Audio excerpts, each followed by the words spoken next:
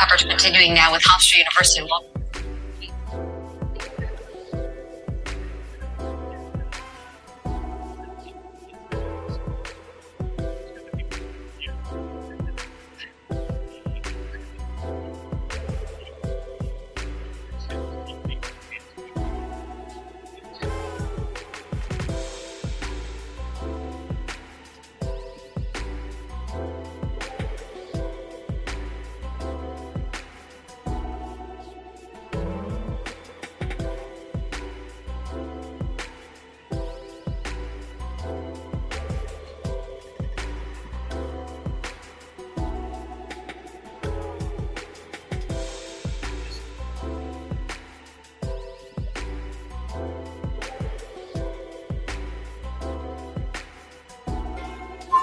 I always knew that if I stood my ground, all of you, that I would be a target.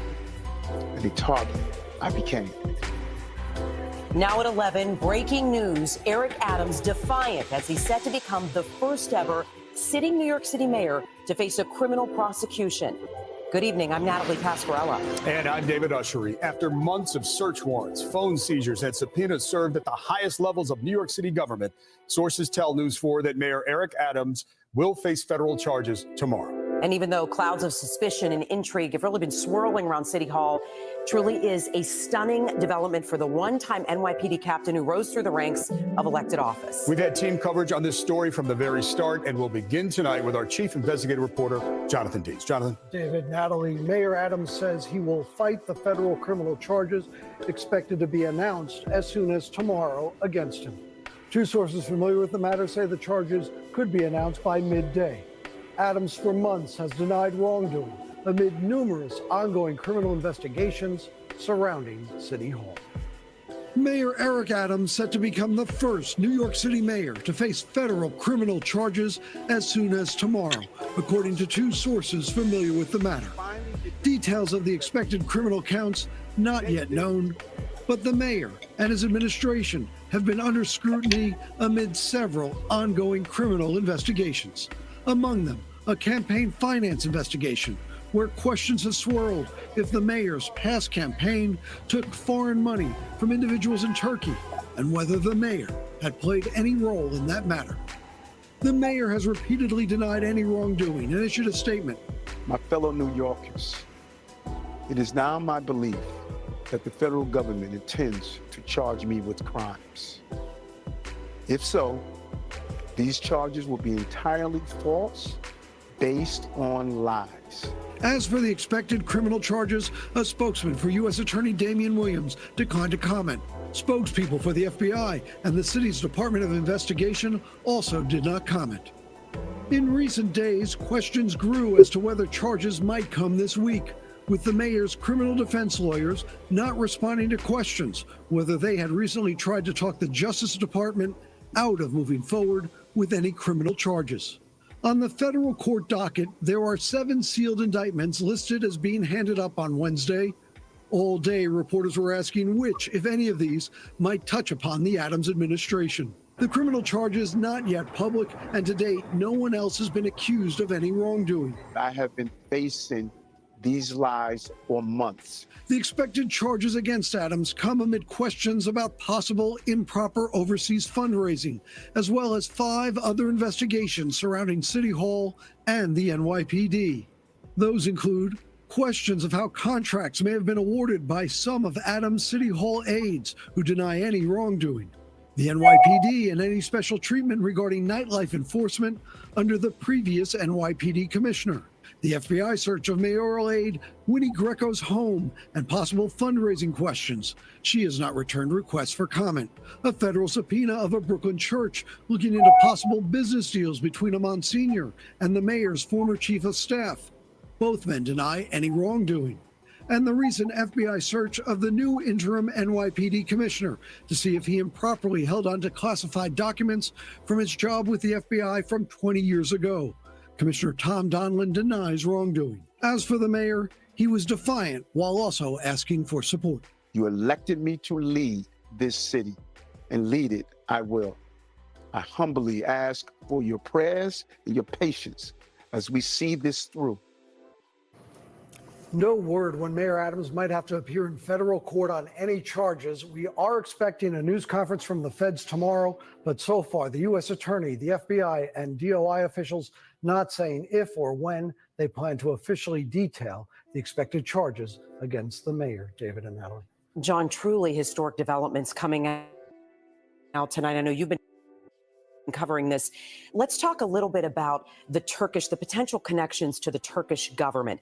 I know there's been a lot of interest with that. It started last fall. They talked about this investigation beginning. What can you tell us more on that? All right, well, the questions are about donations from individuals in Turkey. You're not allowed to raise money from foreign donors. And that is the question. And among other questions is, did the mayor receive any gifts or upgrades on airfare, on hotels, or anything else during his travels or interactions? The mayor has always denied any wrongdoing.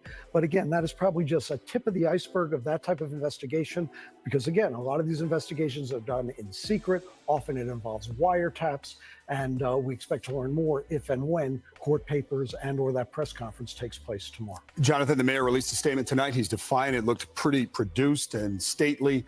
Earlier today, he stood with the school's chancellor, who's resigning, and the chancellor said this has nothing to do with the current events.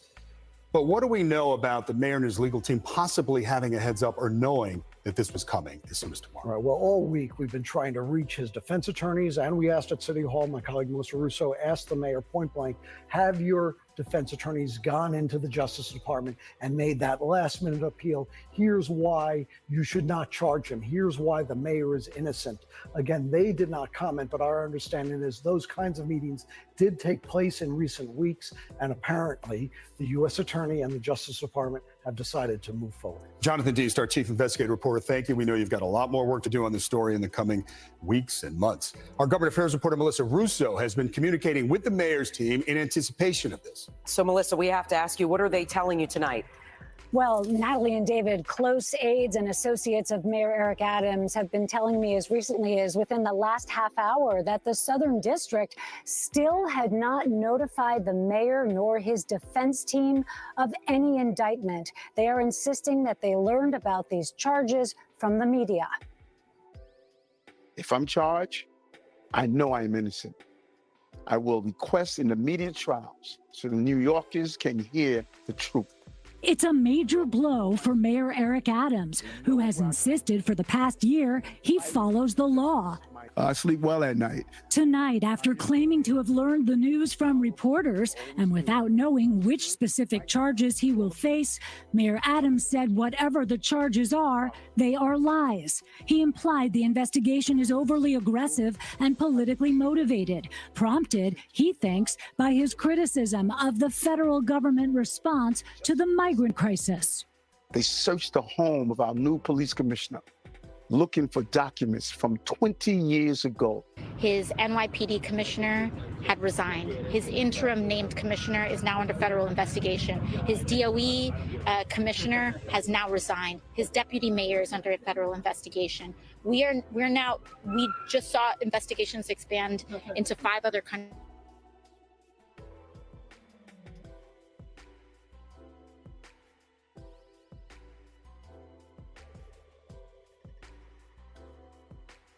This is under intensifying pressure to resign tonight, Mayor Adams says he will not. If that changes, public advocate GavinRichardEsq would become acting mayor, triggering a mandatory nonpartisan special election within 80 days. Waiting in the wings, Adams's existing Democratic rivals, including Controller Brad Lander, former Controller Scott Stringer, and state lawmakers Jessica Ramos and Zellner Myrie, who posted, "This is a sad day and especially painful for so many Black New Yorkers who put our hope and faith in this mayor."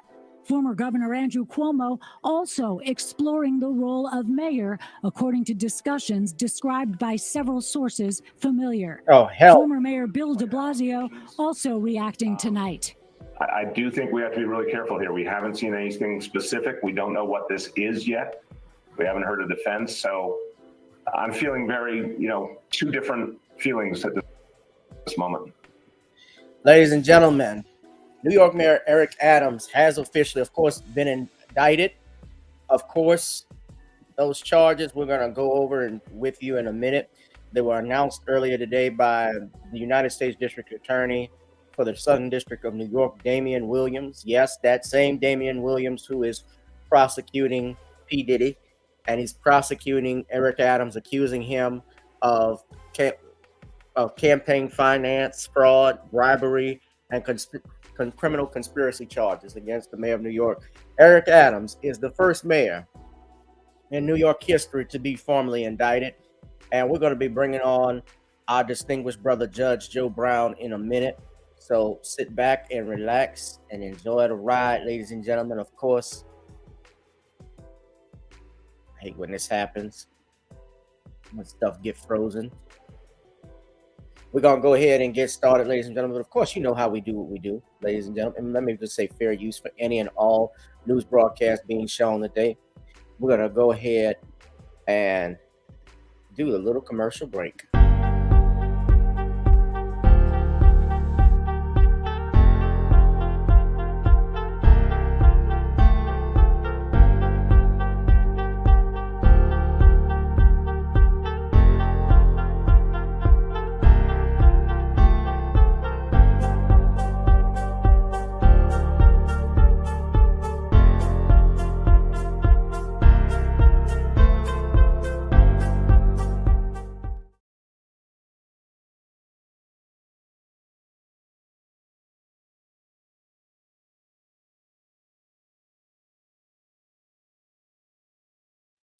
Wherever you are, hope you are blessed and doing safe. Ladies and gentlemen, greetings, family. Of course, I'm tuning in. You see me without the glasses off today. But if you're looking for some opportunities, particular advertisement opportunities, then look no further at the link at the bottom to my email address. You can hit me up for advertisement opportunities. We are supporting and promoting your businesses here on this channel. You can also, if you would like to donate and subscribe to our Patreon, a link is at the bottom as well. So you have multiple ways in which you can advertise with the platform by emailing me when we go on do our live stream. You also have access to premium content, those that want to see premium content that you will not find here on YouTube or Facebook or Twitter, as I am suspended probably by now. You guys can check out the Patreon at link at the bottom. But advertisement opportunities, definitely email me, gavin.grich1@gmail.com for rates. And for the Patreon, it is the same as the YouTube channel. It is channel gboot2786. All right, I'll holla. Peace.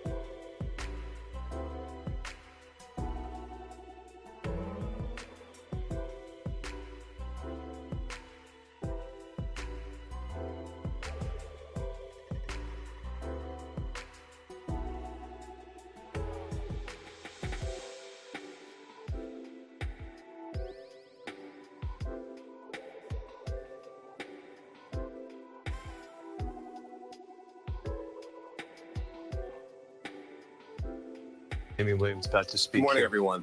Thank you for gathering. My name is Damian Williams, and I'm the United States Attorney here in the Southern District of New York. Today, we are announcing campaign finance, bribery, and conspiracy charges against Eric Adams, the mayor of New York City. As the indictment alleges, Mayor Adams engaged in a long-running conspiracy in which he solicited and knowingly accepted illegal campaign contributions from foreign donors and corporations. As we allege, Mayor Adams took these contributions even though he knew they were illegal. And even though he knew these contributions were attempts by a Turkish government official and Turkish businessmen to buy influence with him. We also allege that the mayor sought and accepted well over $100,000 in luxury travel benefits from some of the same foreign actors who arranged many of the illegal campaign contributions. These benefits included free international business class flights and opulent hotel rooms in foreign cities. The mayor had a duty to disclose these gifts on his annual public disclosure forms so that the public could see who was giving him what. But as we allege, year after year after year, he kept the public in the dark. He told the public he received no gifts, even though he was secretly being showered with them. We allege that Adams accepted these benefits knowing that they were given to him because of his position. And in exchange for some of those improper benefits, he intervened in the New York City Fire Department's inspection process for a building owned and operated by the Turkish government, allowing it to open even though it had not passed the fire inspection. The corruption alleged in the indictment is, as I said, long-running. As we allege in the indictment, Adams' solicitation of illegal campaign contributions began in 2018. After he started raising funds for his 2021 mayoral campaign, he agreed to take contributions offered by multiple Turkish businessmen, several of whom he met in Turkey. Adams knew that these wealthy individuals could not legally donate in a U.S. election. Federal law clearly prohibits foreign donations. That's how we protect our elections from foreign influence. And Adams directed his staff to pursue this illegal money to support his campaign for mayor. And as we allege, Adams continued to pursue foreign money in secret well into 2021. And it didn't stop with his first campaign for mayor. As we allege, in 2023, the mayor rekindled these corrupt relationships, seeking more illegal campaign contributions from some of the same foreign sources to support his re-election campaign. Adams also took contributions that broke other laws. As we allege, he sought contributions from businessmen far in excess of what the law allowed. He also allegedly sought contributions from corporations, which are not allowed to contribute at all in New York City elections. Many of those illegal corporate contributions were organized by the same people who organized the illegal foreign contributions. And Adams allegedly disguised them all in the same way by accepting the money through so-called straw donors. A straw donor contributes someone else's money, hiding the money's illegal source, such as a foreign businessman, a corporation, or a wealthy New Yorker who's already contributed the maximum amount allowed. And as we allege, Adams circumvented all of these laws, taking contributions from exactly the sources the law prohibits, all to benefit his mayoral campaigns. Now, Adams also personally benefited from the illegal conduct alleged in the indictment. Adams solicited and accepted over $100,000 in luxury travel benefits for years from wealthy Turkish business people and at least one Turkish government official seeking to gain influence over him.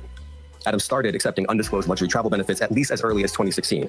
He took these benefits nearly every year through 2021. Here are some of the benefits that we uncovered during our investigation. In 2016, Adams flew to India through Turkey and received 2 free round-trip upgrades for business class seats. That's the highest class on Turkey's national airline. Those upgrades were worth more than $12,000, and none of it was publicly disclosed. In 2017, Adams accepted free business class tickets for himself and his travel companions to France, Turkey, and China. And he was put up in the Bentley suite in the St. Regis Hotel in Istanbul. All of that was worth more than $41,000, and none of it was publicly disclosed. Also in 2017, he flew to China, again, through Turkey, and accepted 2 free business class tickets for himself and a companion. Those were worth more than $16,000, and none of it was publicly disclosed. In 2018, he flew to Hungary through Turkey and accepted free upgrades for business class seats. Those were worth more than $12,000, and none of it was publicly disclosed. In 2019, he flew to Turkey and accepted a free upgrade to business class for his companion and a free stay in a lavish suite at the St. Regis Hotel in Istanbul. That was worth more than $9,000. And again, none of it was publicly disclosed. In 2021, Adams solicited business class tickets to Istanbul, stays at luxury hotels and resorts, yacht tours, and meals.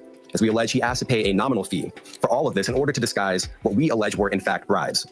He canceled that trip at the very last minute, but the benefits that he solicited were worth more than $21,000. And later in 2021, Adams flew to Ghana, again through Turkey, and accepted free business class ticket upgrades and other gifts while he was on a layover in Istanbul. Those benefits were worth more than $12,000. And just like all the other benefits I've just run through, none of it was publicly disclosed. Now, I want to be clear.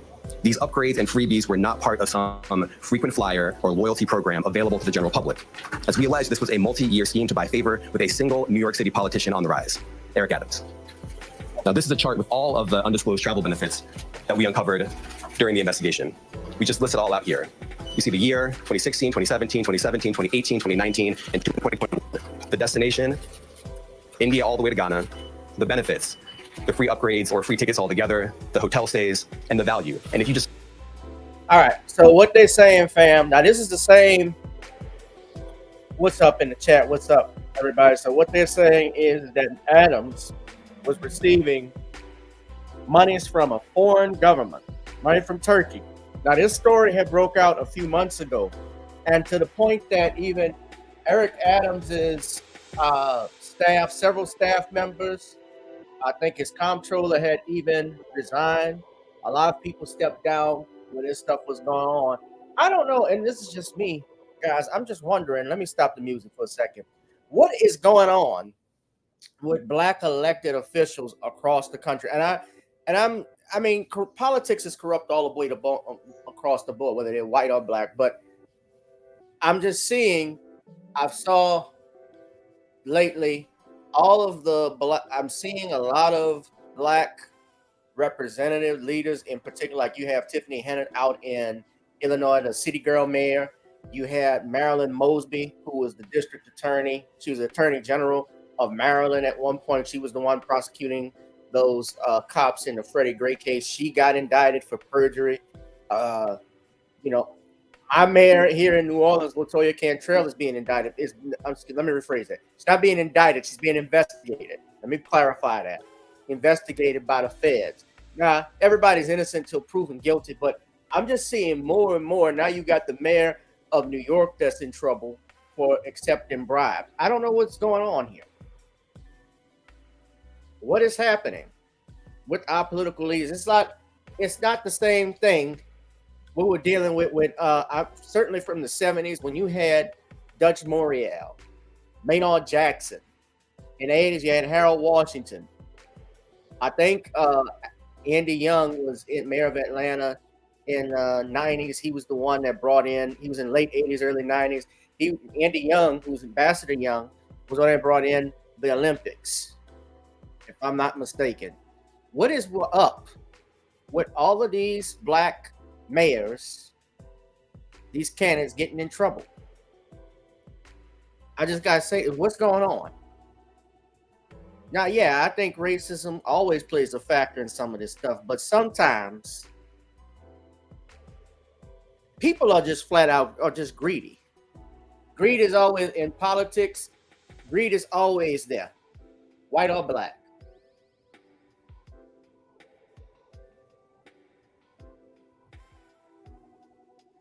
Well, hold on, I'm trying to see when the judge is not on yet. So the district attorney here, the federal United States Attorney General is laying out the charges against Eric Adams and going through what he has. And I've said this before, I'll say it again. When the feds got you, they got you. It's either it's an airtight case or it's weaponized. It's about race.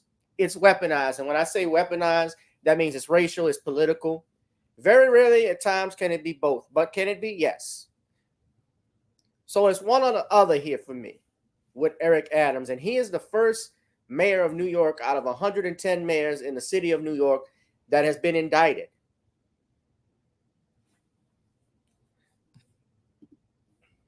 Let's finish. I'm trying to see where the judge is, but I'm going to finish playing the video so y'all can see this. Sum up all the dollar amounts here, you get to more than $100,000. And of course, as I said before, every single trip that we list here was undisclosed. As we allege in the indictment, in addition to not disclosing these benefits, Adams sometimes created fake paper trails to try to cover up the travel benefits he solicited and received. Let me give you one example. Adams wrote emails to his staff suggesting he paid for his 27. If they're saying he gave fake paperwork and filed it, that's fraud.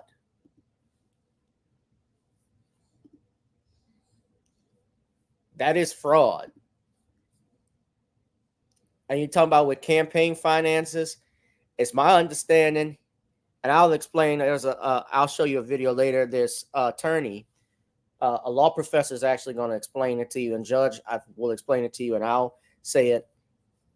That, ladies and gentlemen, especially depending on how much money he raised and got, they basically got him on fraud. They got him on serious fraud charges.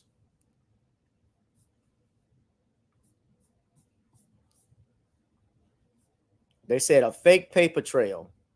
So that shows what's called, we talked about before, mens rea. Now with fraud, usually there has to be, I don't know what it is in New York, but under the federal statute. But generally speaking, I know and I think it's the same, I'm going to go on a limb and say it, with fraud, that requires an intent to permanently deprive someone of something. There has to be what we call mens rea. There has to be an element. If he created, and I'm not saying he did, a fake paper trail for the Senate, for basically with his campaign finances, and gave them to the campaign office, the government, that is serious. That is intent to defraud. And they have proved mens rea if they can show that. 17 business class flights on the Turkish airline when, as we allege, he did not. Those flights were worth a lot of money. Just one ticket alone cost more than $10,000. But months after taking the flights, Adams wrote an email to a staff member and told the staff member that he had left cash in her desk drawer and that she should send the money to the Turkish airline to pay for a trip he had already taken. As the indictment makes clear, that's just a clumsy cover-up. Now, just because Adams received benefits for free, that doesn't mean that there weren't strings attached. As we allege, a particular Turkish government official behind many of the benefits Adams sought and accepted gave Adams all these things to gain influence over him. We allege that Adams knew that and took the benefits anyway. We allege that when the Turkish government official needed him, Adams also took corrupt official action in exchange for some of the luxury travel benefits. In 2021, the Turkish government official was trying to open a brand new high-rise building in Manhattan that would house Turkey's consulate. There was significant time pressure because the Turkish official desperately needed the building to be open in time for a visit from Turkey's president. This building was important to the Turkish official, and it was important to Turkey. But the FDNY's fire safety professionals wouldn't let the building open because the building hadn't passed an inspection. And not just that, some of the people at the FDNY thought the building had so many issues and defects that the building was not safe to occupy. So the Turkish official sent word to Adams that it was, quote, his turn, unquote, to support Turkey. And as we allege, Adams delivered and pressured the fire department to let the building open.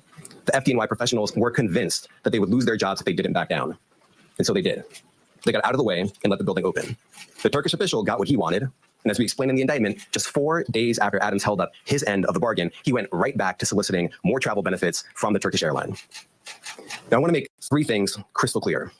First, the conduct alleged in the indictment, the foreign money, the corporate money, the bribery, the years of concealment, is a grave breach of the public's trust. Public office is a privilege. We allege that Mayor Adams abused that privilege and broke the law. Laws that are designed to ensure that officials like him serve the people, not the highest bidder, not a foreign bidder, and certainly not a foreign power. These are bright red lines, and we allege that the mayor crossed them again and again for years. That is the only reason we are here today. Second, this investigation continues. We continue to dig, and we will hold more people accountable. And I encourage anyone with information to come forward and to do so before it is too late. And third, the Southern District of New York remains committed to rooting out corruption without fear or favor and without regard to partisan politics. We are not focused on the right or the left. We are focused only on right and wrong. That is our duty, and we will fulfill it. Bullshit. Now, today's charges are the product of a tremendous partnership. Oh, they on the left, all right. They just don't want this Negro on their left. I want to thank our partners at FBI and the New York City Department of Investigation who have been with us every step of the way. And finally, I want to commend the outstanding career prosecutors from SDNY who are handling this case. Celia Cohen, Andrew Rohrbach, Hagen Scotton, and Derek Wickstrom, and the chiefs of the Public Corruption Unit, Laura Pomerantz and Robert Sobelman.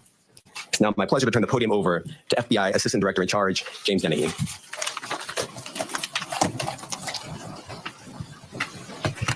Good morning, and thank you for being here today. The indictment of a sitting mayor is not just another headline. It is a stinging reminder that no one is above the law or beyond reproach, and it serves as a sobering moment for all of us who place our trust in elected officials. Today's indictment sends a powerful message to every elected official in this country. Public service is a profound responsibility and should be a noble calling. When that's perverted by greed and dishonesty, it robs us of our trust. It's a pact between leaders and their communities, built on the pillars of trust, accountability, and transparency. When that pact is broken, the consequences ripple far beyond one office or one election cycle. We know not all leaders are corrupt. We know there are countless public servants who wake up every day with the intention of doing right by their constituents. But we cannot ignore the shadow cast by moments like this. When trust is eroded, it takes years, sometimes decades, to rebuild. The weight of today's actions falls not just on the indicted official, but on every other public official who must now work harder to earn the public's confidence in them. It's important to remember accountability isn't just about punishing those with alleged wrongdoings. It's about lifting the communities they've let down. It's about rebuilding, restoring, and reimagining what public servants can and should do. It's up to us to demand more from our leaders, to hold them to the highest standards, and to remind them that the power of public office should never be abused. While some may be disappointed today, let me encourage you not to be defeated. The strength of our communities, our faith in one another, and our collective resilience are far greater than the alleged failings of any one individual.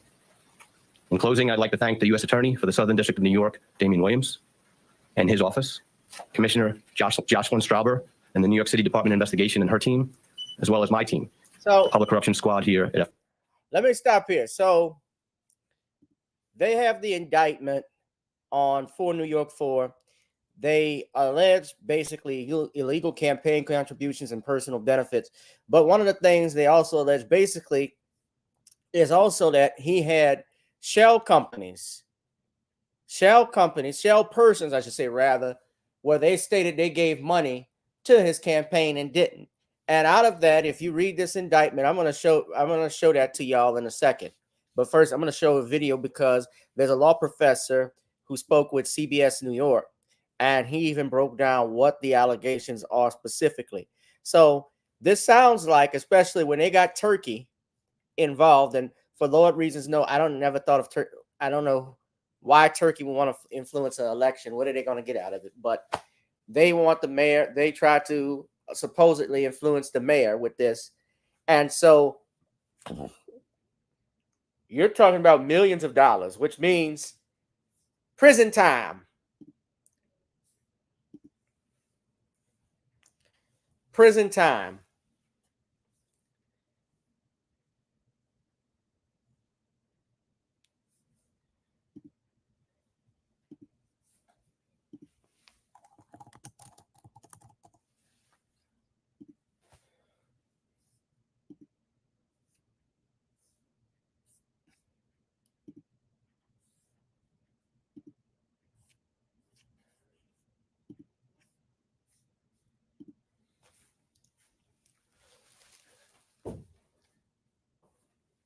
Oh, I'll let it finish.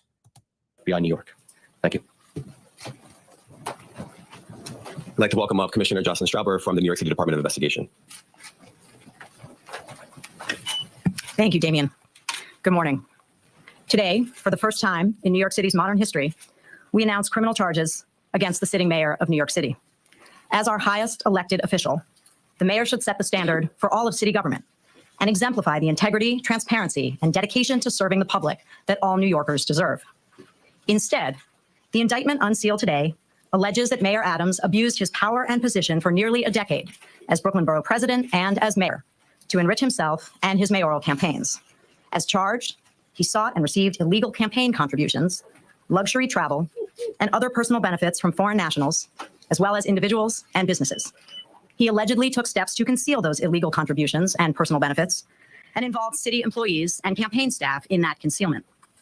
As the indictment explains, this kind of corruption has real costs to the city and to the public.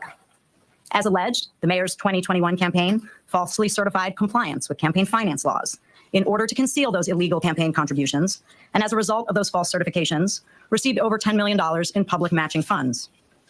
The mayor's alleged acceptance and concealment of illegal contributions and personal benefits gave overseas benefactors, wealthy individuals, and businesses undue influence over the mayor, influence that federal and local laws seek to prevent.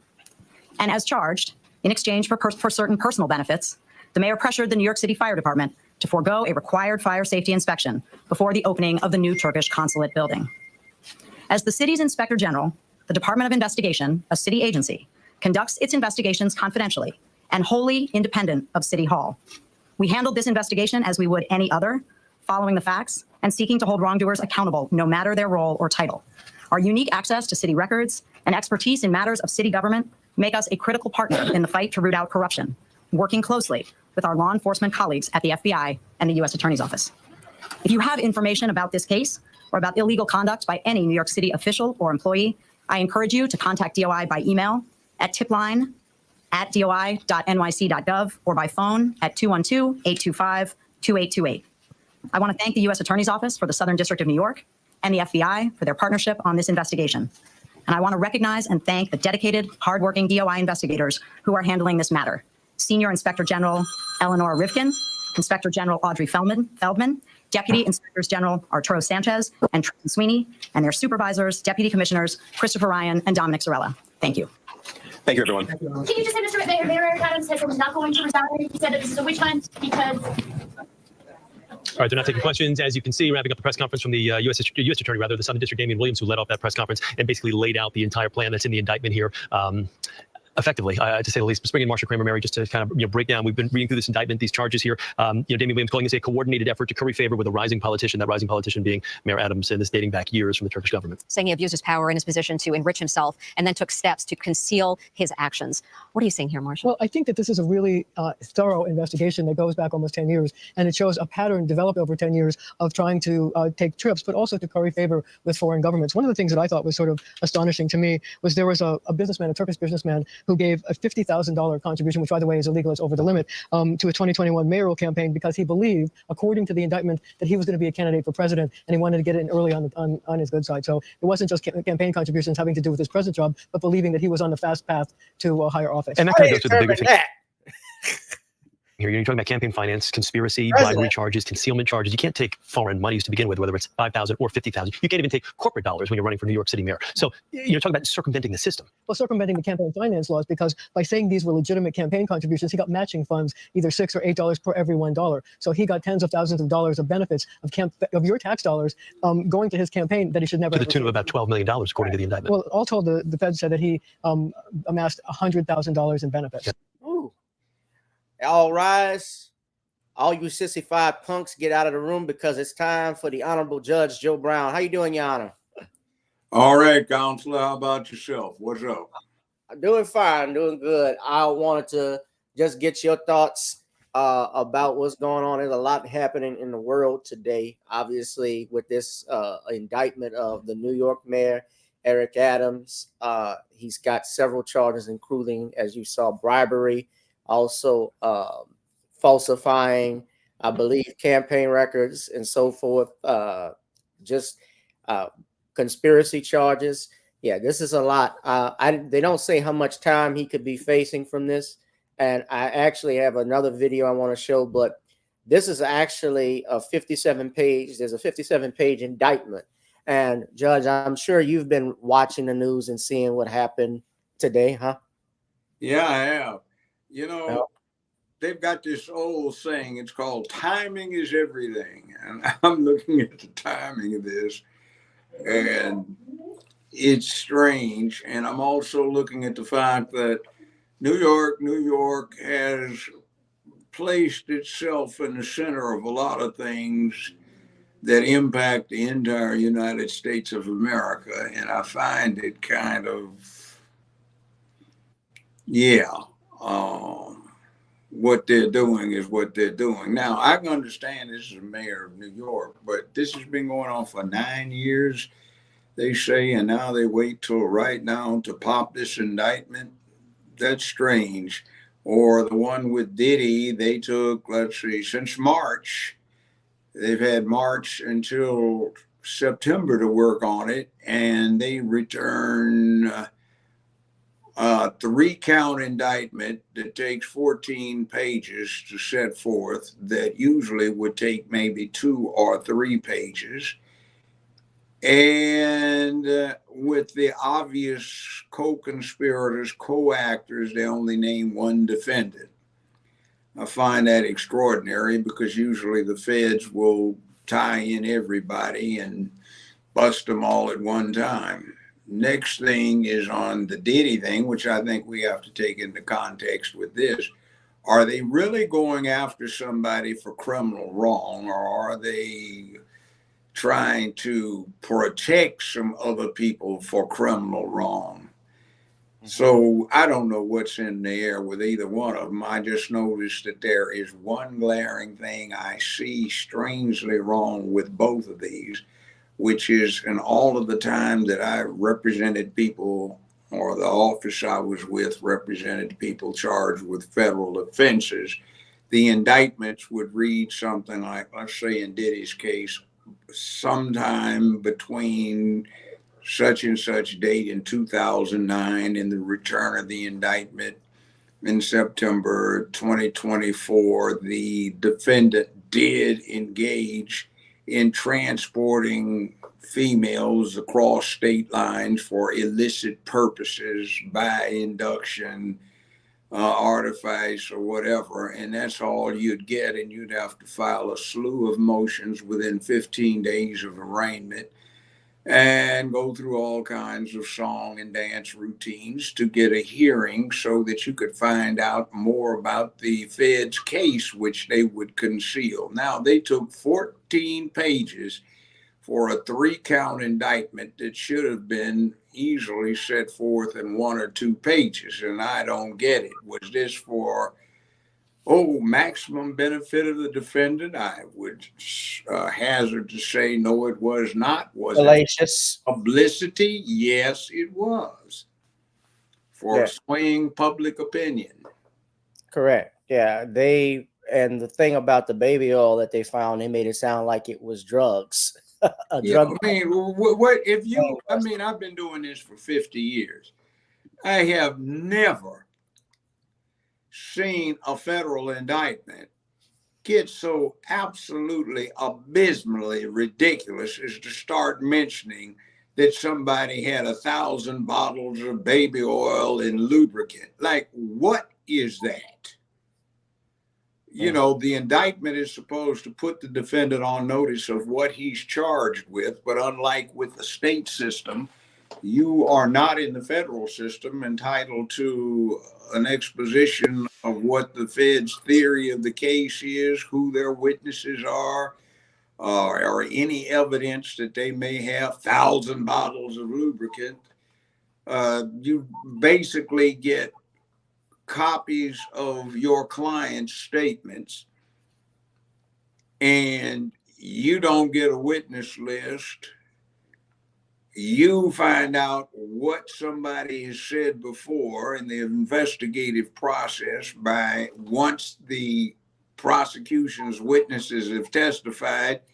You get 15 minutes, half hour, or longer if you can convince the judge if you need it, to examine a transcript of what they've testified to in front of a grand jury. And I find this amount of superfluous information absolutely astonishing. Now, I'm not excusing anything Diddy may or may not have done. He's presumed innocent until proven guilty beyond a reasonable doubt. That's up to a jury. But, I mean, I'm a little aghast at what in the world is going on. And this same U.S. Attorney's Office returns how many pages of whatever, instead of just saying between such and such dates, the defendant did allegedly receive from foreign entities bribes, and that's about all you'd get. You wouldn't even get any position on what the bribes were, what they consisted of, and you'd be lost in a sea of foam trying to figure out what the devil is going on. Like, what is it here? Well, they stated, if you saw the, I don't know if you saw the video I was playing. I saw that already. Okay, yeah. He was talking about how he got airline tickets to different countries that were gifted to him by Turkey, the Turkish government, and from other groups, and didn't account for them. So he's charged with conspiracy to commit wire fraud, federal program robbery, and to receive campaign contributions by foreign nationals. Okay, if that's a campaign contribution, but you know what strikes me is an interposed automatic defense. When you have probably the largest city in the United States of America, and considering the U.S. position in the rest of the world, there's a whole lot of back and forth going on around the world where mayors of various cities, foreign and domestic, travel back and forth between each other to make, shall we say, economic and social arrangements for the benefit of the citizens of the city. I don't know if that's what's going on here, but, you know, I see that they alleged in certain places that he was attempting to convert these benefits into cash money or immediate benefits outside of the transportation. And he went and said that, oh, wow, whoopee, these weren't based on mileage or frequent flyer benefits and upgrades. So it's kind of right. Well, where are we going? This looks more like an IRS situation than what they're trying to say with conspiring, because I'm just thinking, I hope if they're going after the man, they have a little bit stronger case than that. Well, let me play this video. This is from the same network, CBS New York. But they stated, and this law professor was breaking down especially what he was talking about, the shell persons that Eric Adams supposedly did, where they're saying he enriched himself falsely under this. And let's see what he has to say. This is same network. Hold on. University law professor James Sample, thank you very much for talking with us. James, good to have you with us again. Most shocking to you about these allegations against Mayor Adams? It's good to be with both of you. The thing that is most shocking to me is actually the matching funds and the abuse of New York City's campaign finance matching program, which is intended to elevate the political voices of average New Yorkers. Small donor matching contributions. You give $250. The public taxpayers match that up to an 8-to-1 match, so you get $2,000. And if you read this indictment, one of the most profound statements is the description of the straw donor dynamic. And we often hear that phrase. What is a straw donor? It essentially means that the true contributors of the actual money involved are contributing their I got all that, but I'm more impressed not with a law professor, but with practitioners. You got anybody in here? I know some who have been prosecutors and defense lawyers. I'd like to hear from them. Mm-hmm. You hear me? Yeah, I can hear you. Hello? Yeah, I'm here. I can hear you.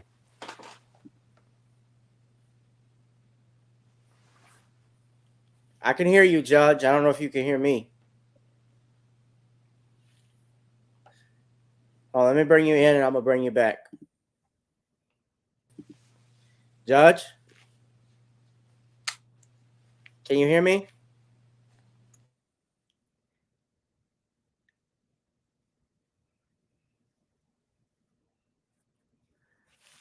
Oh, we can hear the judge. I don't know if he can hear me.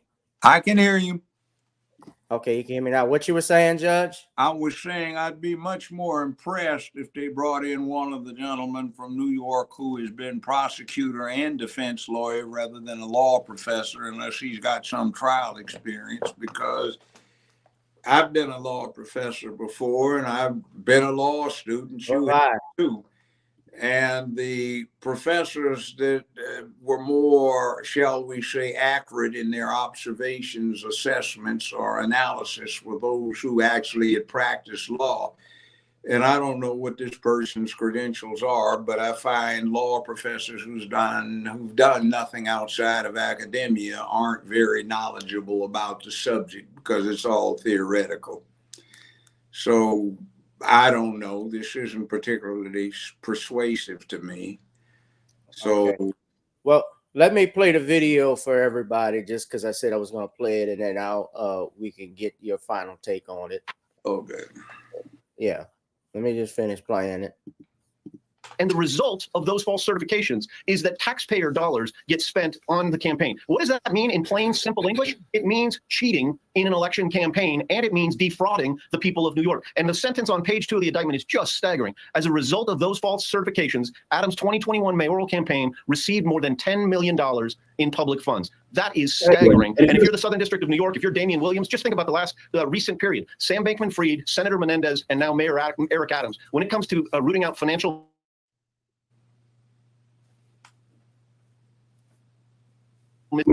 legal ramifications that Adams is facing, particularly when it comes to campaign finance laws. Last week. Well, there's multiple different versions of this. It appears that particularly because, and this is a point that you and Chris have mentioned already multiple times today during your coverage. Now, I haven't heard of Damian Williams before, but he's propping him up.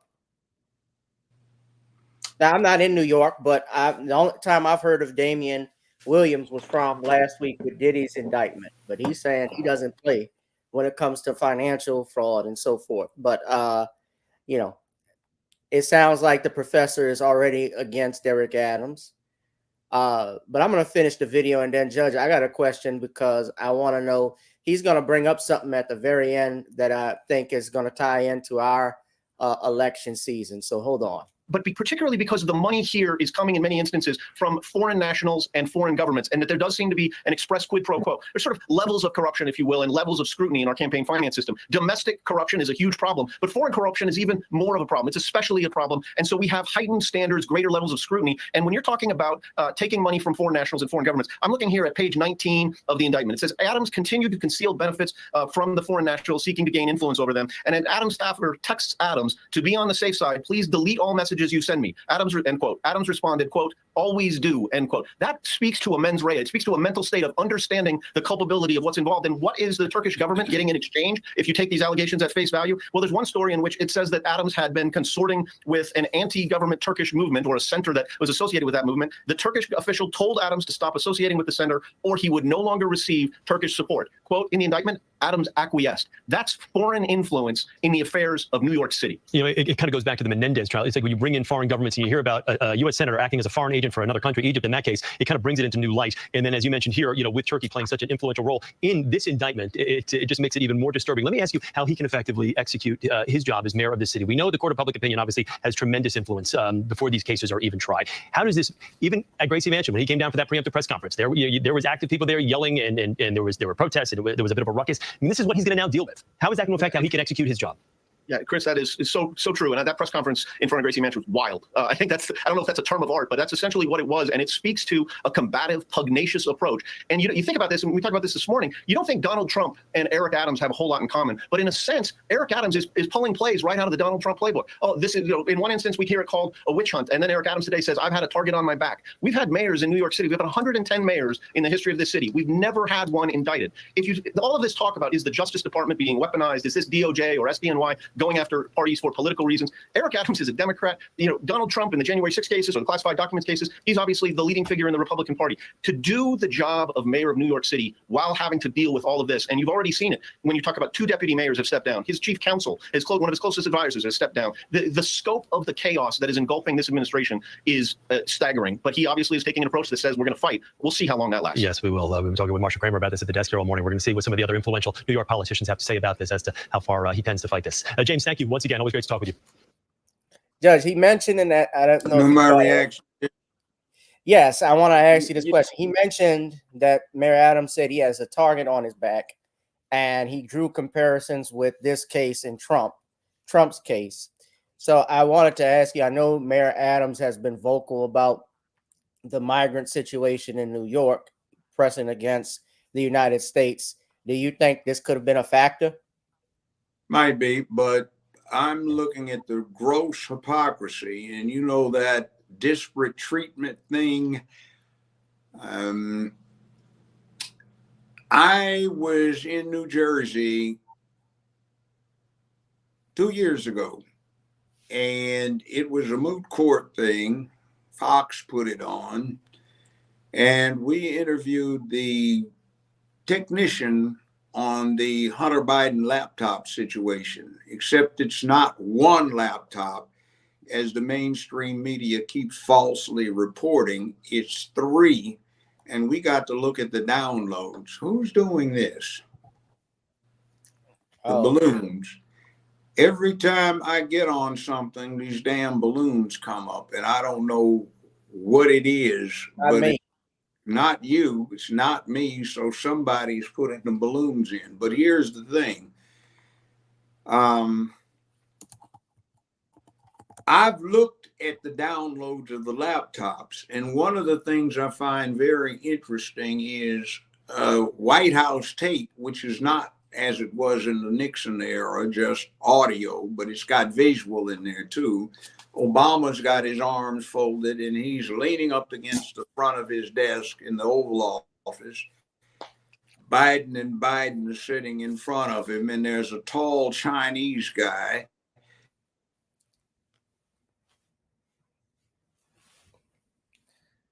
All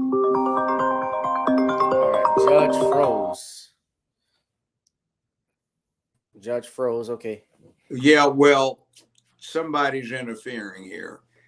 Anyway, YouTube, because I got 22 viewers that's listed here, but when you come on, you know, those I did the last time you came on, Judge, I'm gonna tell you this, I did 13,000 views on my channel. It's the highest I've ever had, and that's YouTube doing this shadow ban shit. yeah, I know they are. And see, we need to turn this effed up administration out so we can get somebody in that understands what the First Amendment means, and we'll keep these private entities from interfering. And it's what was that? Oh, somebody that was somebody calling me. And if some fool says that they're private, then there is this thing called the Commerce Clause. And if what they do impacts interstate commerce.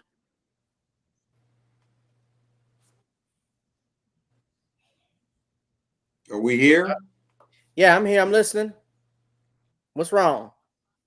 Okay, if what we do interferes with commerce or communications, interstate commerce or communications, then we have the rules enforced against us. That's how a cake manufacturer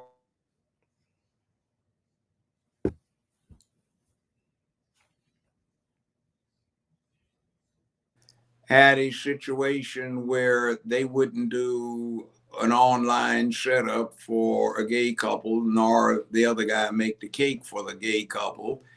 And they wound up in front of the Supreme Court. That's just one person and two people on the other side. So we have hundreds of millions of people here, and we have YouTube, Facebook, Instagram, all of the 9 yards of social media, and they are actively engaged under the auspices of the federal government in First Amendment interference. And nowadays, it's supposed to be something that you can suppress if it makes someone feel uncomfortable, but that's never been the law in this country. Never, no how, no way. But as I was getting back to saying, I'm looking at Obama leaning up against the front of his desk with his arms folded, Joe Biden directly in front of him, Hunter to his right, and to his left, the tall Chinese man. And they're discussing certain things that would indicate that there is a big benefit going to Biden, and Obama. And the figure that's being discussed by the Chinese gentleman is $10 million in cash. Actually, it's 10% of $100 million in cash. It's been. Can you still hear me? Yeah. Can you hear me? Yeah. Hello? Judge, I can hear you. Hello? I can hear you. Hello? I can hear you. All right, I don't know what's going on with the stream. I just kick Judge out. I'm going to bring him back in. Judge, I can hear you. I don't know if he can hear me. It's damn YouTube.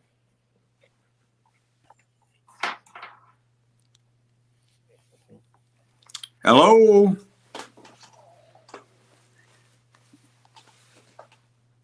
Judge, I can hear you.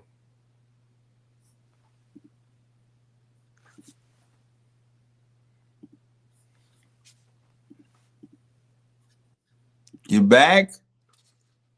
Can you hear me?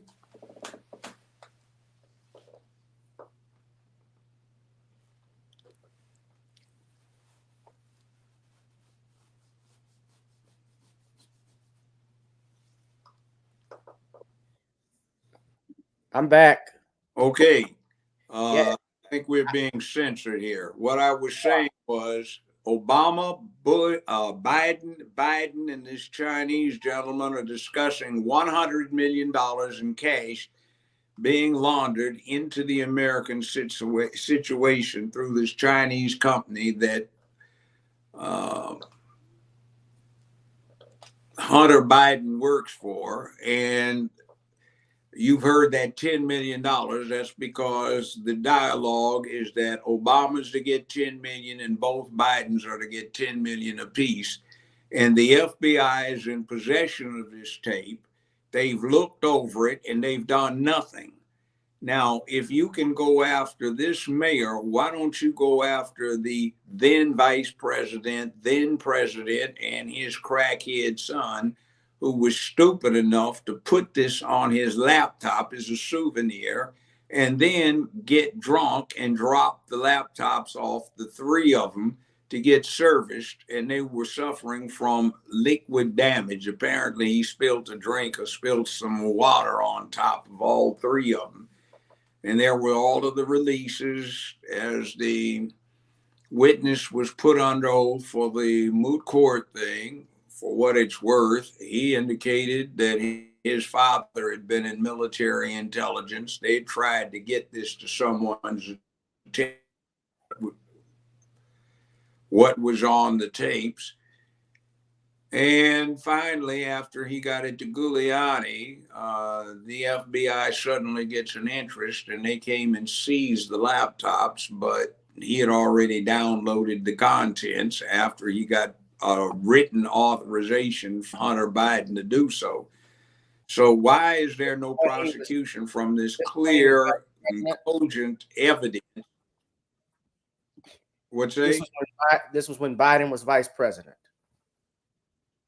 This was when he was vice president. So myself and two gentlemen from New York, who could have been called as the witnesses here, both of them have about 15 to 19 years as prosecutors, and also an extensive time period after that as very good criminal trial lawyers for the defense. So they know both sides.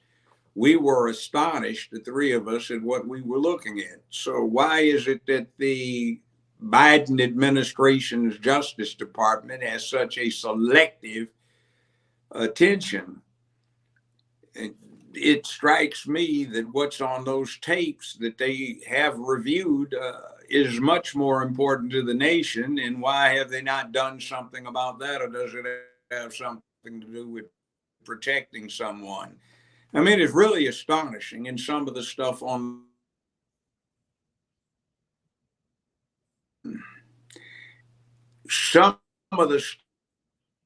there was so bad that myself and the two attorneys suggested to Fox that they really ought not expose it because it was likely to get American operatives snatched, put on a wall, and shot, literally. Some of it was hot stuff, but the FBI has them. So also it appears that the European intelligence agencies have them and they've authenticated them. So why has not? There is sufficient information on them, in my opinion, after 50 years in this business, that there is ample probable cause to indict somebody, and Hunter Biden at the very least, for Foreign Agents Registration Act violations. That's FARA, F-A-R-A, Foreign Agents Registration Act violations. And nothing at all has been done because if you listen to the tapes, they are very incriminating against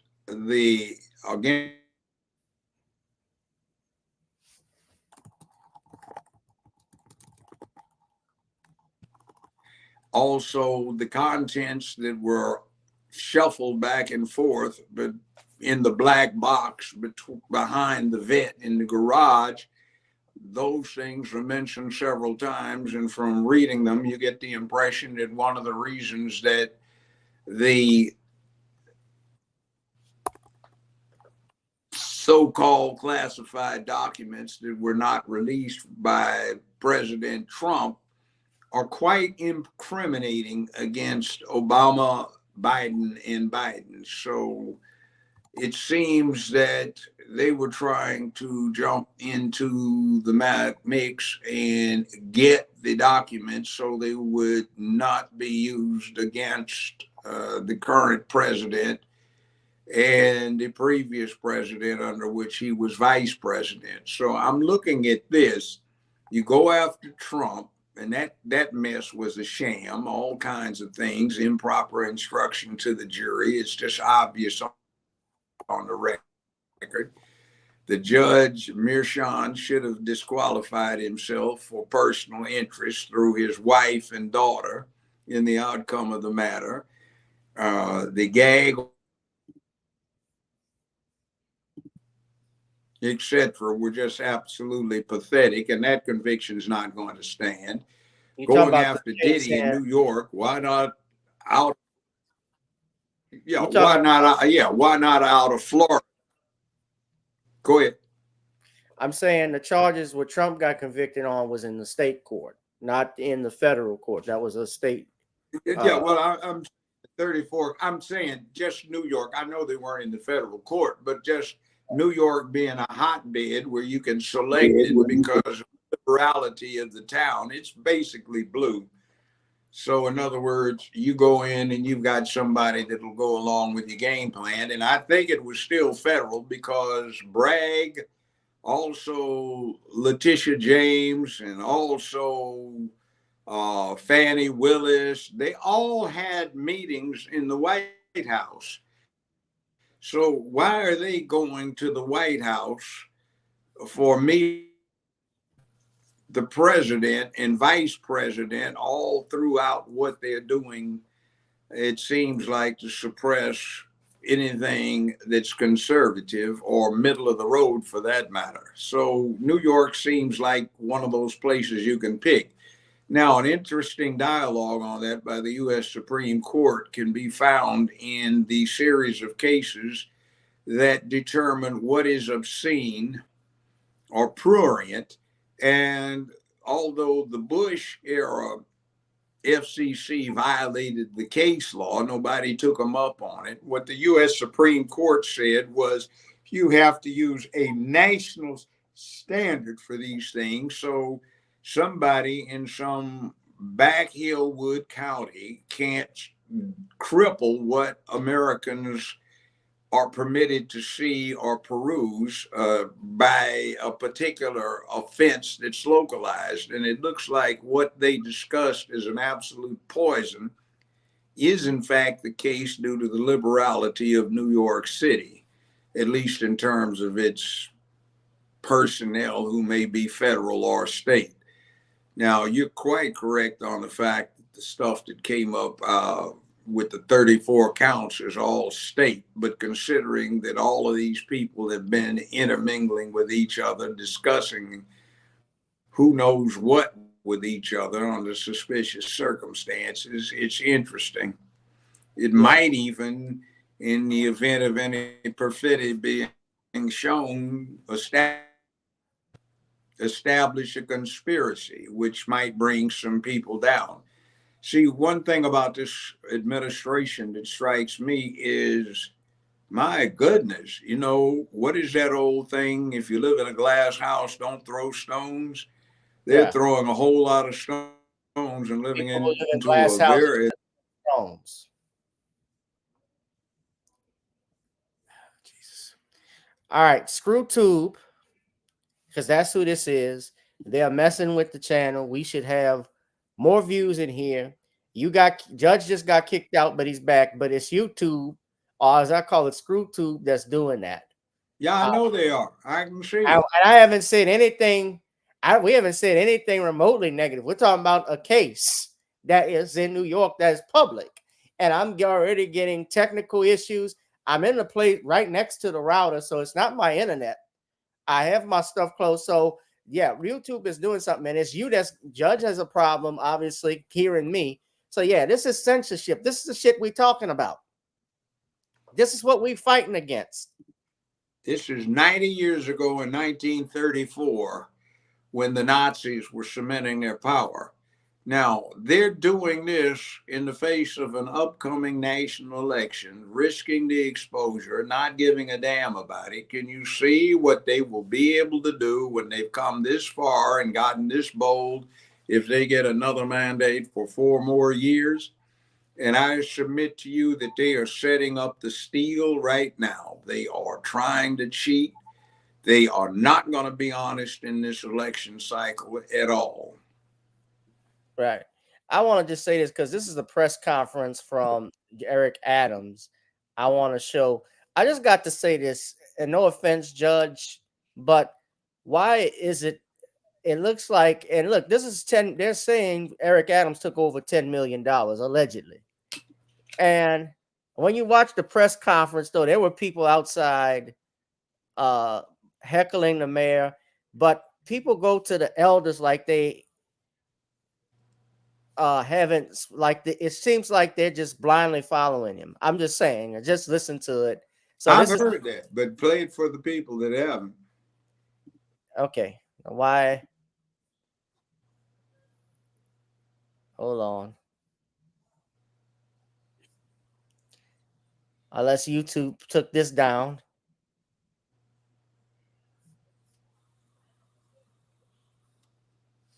So hold on. This is outside his mansion. So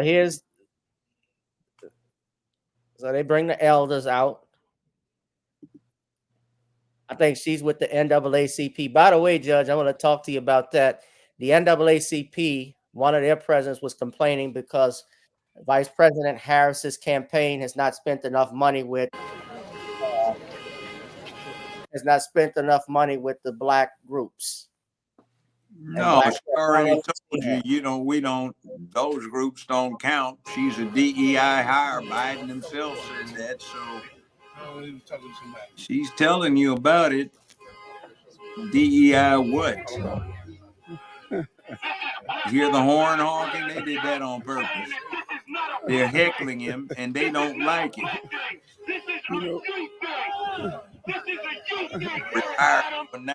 Retired criminal court judge. I know what's right and wrong. Let's hear it.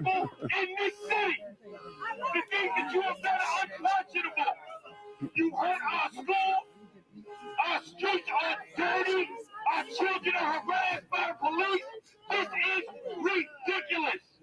This is ridiculous. You can shush me all you want, but the people are with us. And this is not a black day. This is a justice day.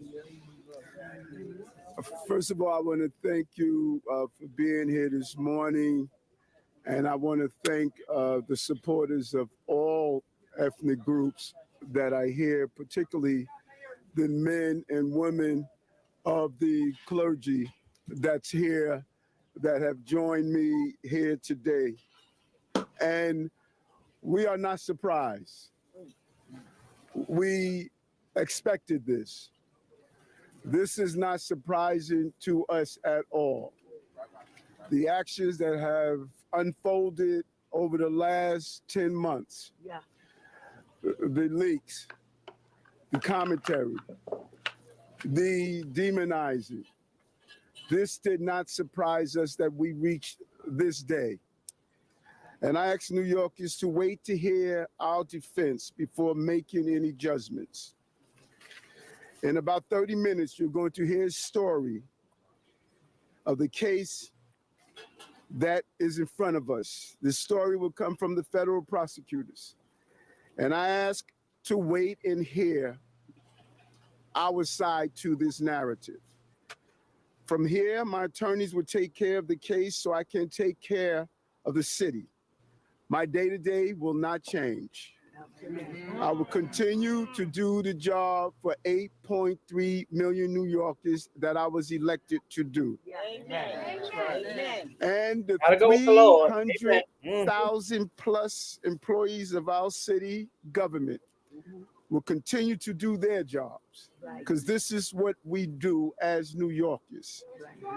It's an insult to the hardworking people of the city that anyone would say that they won't do their jobs while this case proceeds in the background. They are dedicated public servants, and I have been one of them for many years. And they're going to continue to do their job, moving the city forward every day. It's an unfortunate day, and it's a painful day. But inside of all of that, it's a day where we will finally reveal why for 10 months I have gone through this. And I look forward to defending myself and defending the people of this city, as I've done throughout my entire professional career. I want to now turn it over to the person who started me on this journey, Reverend Herbert Daughtry.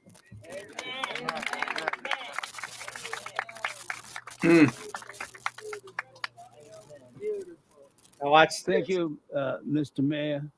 You are our mayor, and will be till time come, still will be our mayor. To all the supporters, irrespective of what people say, he's still our mayor. As he has indicated, we started on a journey a long time ago. I encouraged him to join the police department. He did, and you know the rest of the story. So, you know, Mr. Mayor, Eric, it's one more battle we have to fight. Right, just one more battle we have to fight. And we're not about to quit. We're not about to give up. We'll be there. We'll be there to the end. God bless you. God be with you. We're going to win this fight. That's right. And two, can we get an umbrella, put it on the device so the water won't get inside there, Robbie? Yeah, they're turning the call on. Hold on one moment. Hold on. You know we don't do this calling out stuff at my press conferences. He's telling somebody don't do no calling out. We will respond to a few questions. I just want to cover that. Are you good, Robbie? I affectionately call her Mother Dukes. Has been a head of the NAACP and just a leader that has mentored me throughout my entire journey. I want to now call up Mother Hazel Dukes. Good morning. Good morning. My name is Hazel Dukes. I live in Harlem.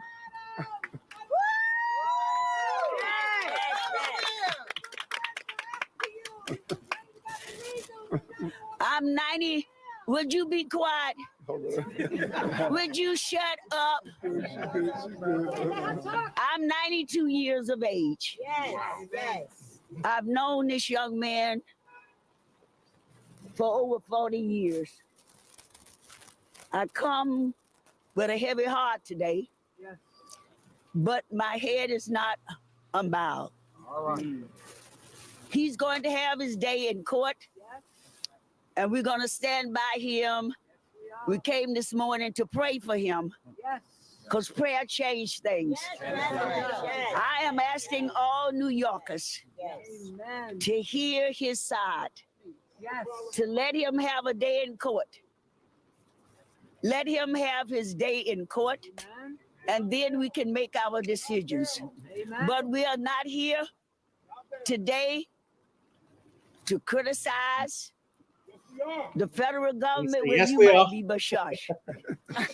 That's all you do. That's all you brought here to criticize. Yeah. We are going to be here. Yeah, we're going to be here. I'm sorry, Mother Duke. Hey, brother, this is a 92-year-old elder. Show us some respect. A 92-year-old elder. She stands next to you. She stands next to Cuomo. As the NAACP, as the 501c3, you should not be standing for a political candidate. Stop that. You're always in favor. You are always in favor of the They were saying you're always in favor of the cops until they come after you. But yeah, they got more that's going to be on all New Yorkers to listen carefully, not to the loudmouths, but listen to facts and figures. His lawyers will go and do our work for us, and we will stand with this mayor. Right. Thank you.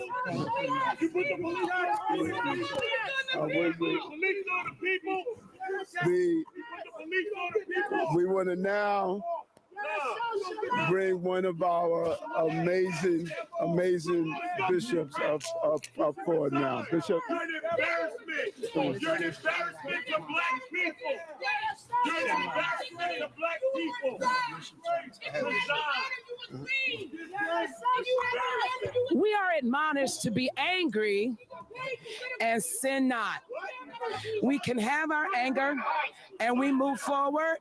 We move forward. We move forward. We move forward. We move forward. They're not letting up at this conference. None of us.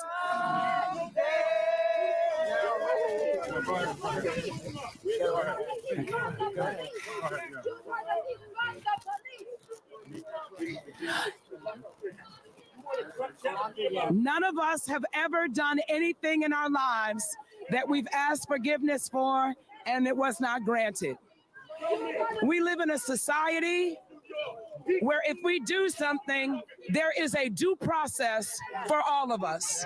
There's a process that starts, it has a middle, and it has an end. And none of us has the right to preempt that process. If I have an accident, I have to report it to my insurance, and they fight it out, and then a verdict is announced. We cannot prejudge any situation in fear that we might prejudge it inappropriately. And the same justice that we want for ourselves, we want for our mayor. That's right. If I confess, I know there is a God that says he's faithful and just to forgive me of my sin and to cleanse me from everything that is unrighteous. Until the verdict is announced, we stand. We are not people who have a yellow strip down our back, and neither are we intimidated by loud voices. Whatever the truth is, the truth will prevail.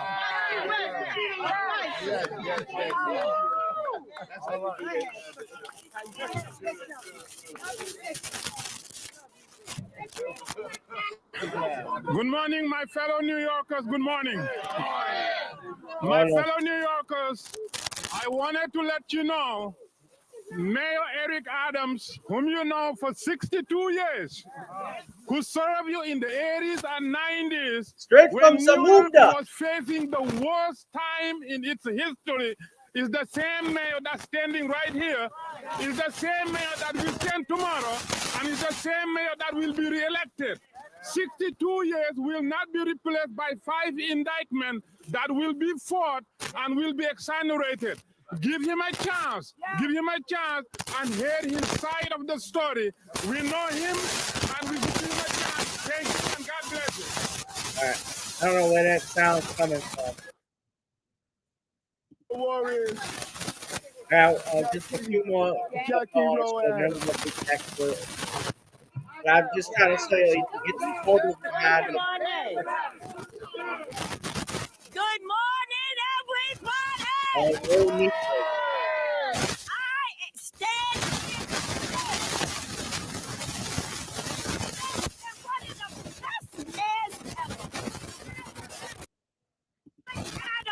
Now this, I didn't hear this when I was, I didn't hear this in the car when I was listening to it. So somebody's playing with the sound.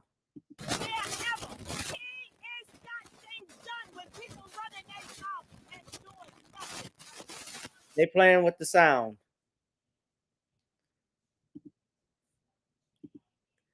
Judge, can you hear me?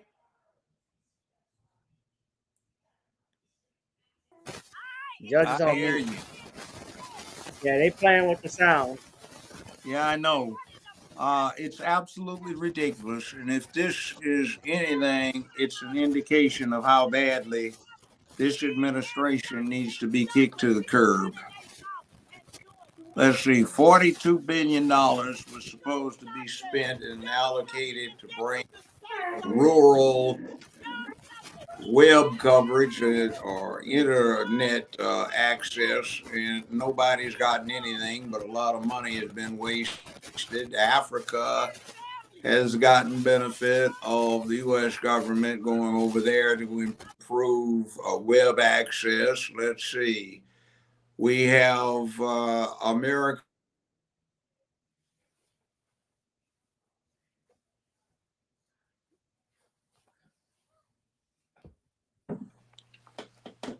I hear you, Judge. Okay, we don't have any policy to get those troops home in spite of Kamala Harris being allowed to get away during the debate with an outright lie. And you know, the greatest refutation is the one that's been hitting the net now, where some troops in one of those combat zones are recording her. And then when she says that, they turn the camera around so you can see all of them right there in the combat zone talking about what the hell is she talking about. You see the border situation, which is absolutely abysmal. And by the way, now they're trying to claim she did an outstanding job on the border, even though we can look around where we are and see the illegals who are here. We can see another sneak thing, and I haven't discussed this with you, but I think it's got to do with a lot with what we're looking at, and that's this.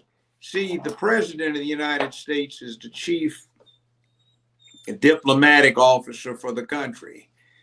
And under the law, if somebody is granted asylum, they automatically become citizens within 5 years. That vetting is usually done at a foreign embassy that's close to the site of the oppression or the risk or the retaliation. But in this case, the illegals are in here. And all it would take is an executive order granting them asylum status, and something that the president has absolute authority to do, a blanket pardon for all of them. And in 5 years, they would be full citizens and they could vote. Not only that, I looked into it, and it looks like the president could set a retroactive date from when the first started coming in about, 2 years ago. So that would put third year of supposedly Harris, Waltz in office. After 3 years, they could start counting on these people to vote. And perhaps they might be influenced because of the clemency, the pardon, the retroactive declaration of status. They might be a significant voting bloc in the next presidential election cycle, particularly since they're being funneled into those battleground states. I find that an interesting long-term strategy, quite criminal in its intent, and it should be impeachable.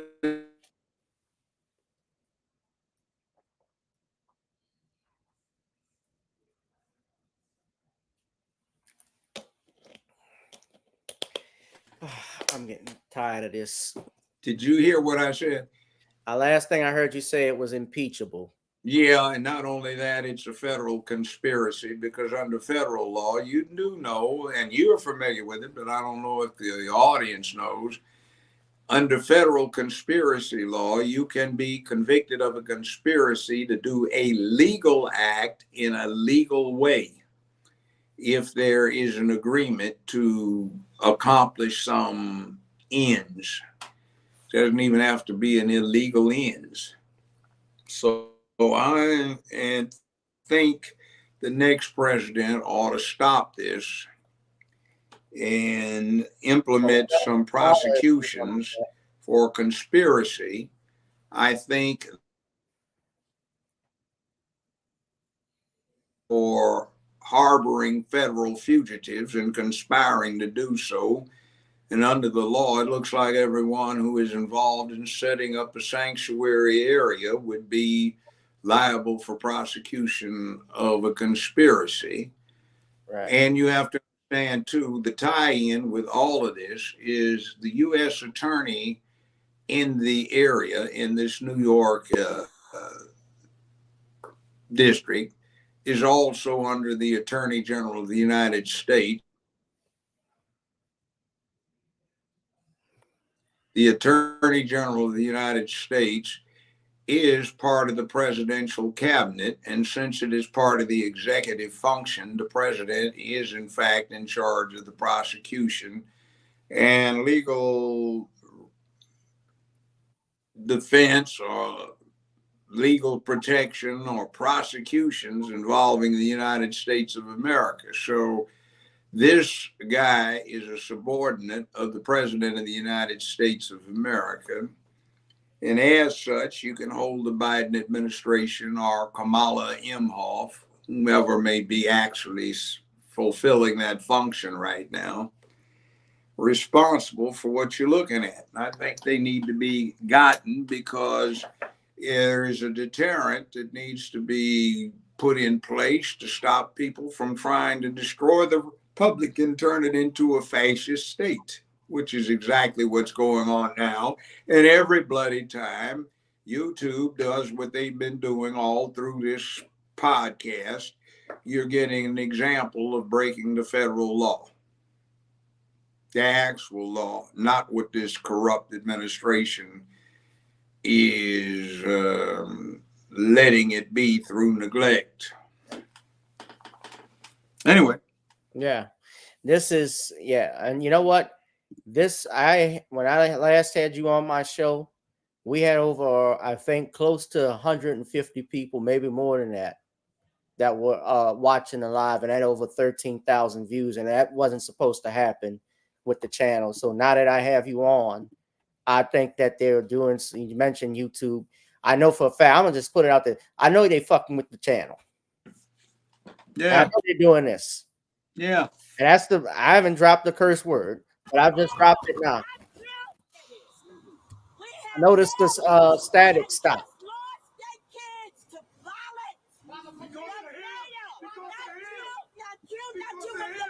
He wasn't the mayor then. He stood with us on the steps and saved lives. They don't like him, do they? Do you think maybe what happened is that they picked somebody safe to go out? Do I think they picked somebody safe?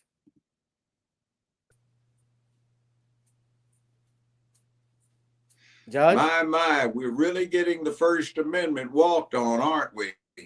We are. You said, do I think they picked somebody that was safe? He was. Okay. So they keep kicking Judge out. They keep kicking the judge out.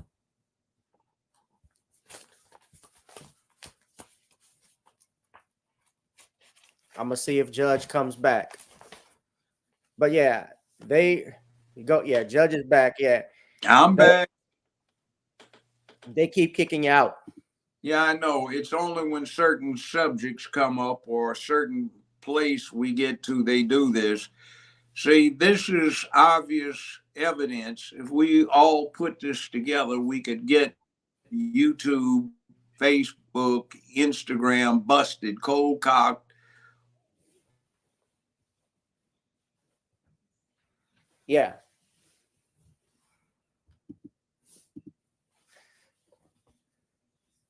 So they keep kicking Judge out. Yeah, because I'm talking about them. This is prima facie evidence of inappropriate violation of civil rights. And in this case, the right is the freedom of speech. That's right. They are covered under the Interstate Commerce Clause. And they are interfering with interstate commerce and interstate communications. So they cannot trample upon First Amendment rights no more than because of that same clause, any entity can trample upon the rights to be free from discrimination. You will recall the case that went to the U.S. Supreme Court where the cake maker refused to make a wedding cake for a gay couple. That was only one person, but it impacted interstate commerce. and therefore the rights protected that supposedly accrued to the gay couple were subject to being heard and reviewed by the U.S. Supreme Court. There was another one where a woman who operated an online service dealing with wedding invitations and such like wound up getting hauled in front of the Supreme Court because she interfered with interstate commerce and communications by refusing to do something for a gay couple. So you can get one person drug in. Just think about it. How many hundreds of millions of people do these social media networks deal with and impact? So this is good evidence. Every time they cut us, please keep the tapes of this, because if you, counselor, decide to get international notoriety and fame and go after them, you have evidence. Oh, that's why I added Rumble to this, because it's being live streamed on Rumble. Rumble will not take this down. YouTube might do that. Rumble is not going to do it. X is certainly not going to do it with Elon Musk.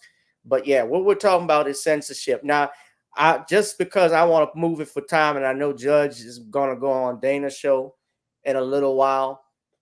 What this woman basically states, she stated that Eric Adams is the best mayor we've ever had. Now, I'm not in New York, but I know people from New York who don't have that much good to say about Eric Adams, and I don't know about him being the best mayor. But he is innocent until proven guilty. We find out what they have. But I can say this, and Judge knows, the feds have deep pockets, and usually there's only two ways they go after you in a case. Either they got an airtight case or it's politically or racially motivated. So it's one of the... and then they drag it out. They lose on appeal, but they don't care because they tied somebody up for years. Now, I will say this. I've seen this stuff several times.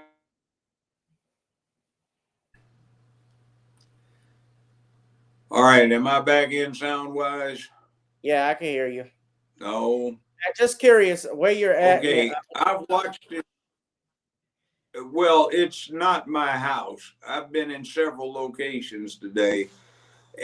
And when I have listened to this same stuff on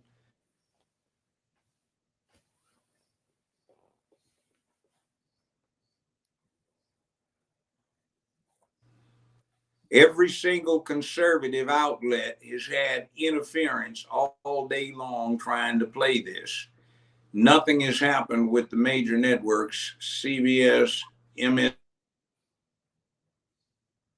Again, nothing has happened with them, but a great deal has happened every time you get a conservative outlet trying to play this stuff. Interesting. Yeah, very interesting.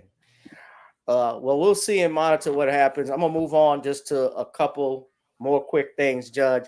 I had to talk about this because we mentioned the vice president, and you and Dana and I have spoken about this. The thing that happened with Janet Jackson, where she made a remark about Kamala Harris not being black. She was basically saying something she had heard and was answering a question from The Guardian.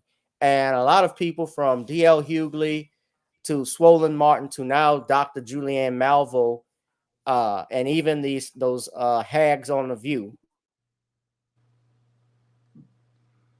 Am I being heard? And I want to just share something with everybody that happened today. Dr. Julianne Malvo, economist, was on Swollen Martin's show, and she said some stuff, and I'm going to play the clip. And now Roly Poly got me blocked, but someone shared this with me so I could take a look at it. It's a 15-second clip, but basically she told Janet Jackson, well, I'll just let you decide. Listen to what you hear. So this is Julianne Malvo. Quote Laura Ingraham, who told some brothers to shut up and dribble. But I would tell Janet Jackson, shut up and sing, girl. That you okay at that. You ain't that good at that either, but you're okay at that. You can sing. But I hate to quote Laura Ingraham, who told some brothers to shut up and dribble. But I would tell Janet Jackson, shut up and sing, girl. That you okay at that. You ain't that good at that either, but you're okay at that. You can. How did you shut up and count money if you got that, Julianne Malvo? Because you look like from your stream, you're going to struggle scream right now. Dr. Julianne Malvo, I've had all respect for her in the past, but for her to attack Janet Jackson and got swollen, and I didn't even watch the video, but just looking at the title of it, he says Janet Jackson repeats claim that Vice President Harris isn't black. Now, D.L. Hughley came at her. He attacked her for her looks, talking about how she doesn't even look like Penny from Good Times. Well, what she did is she said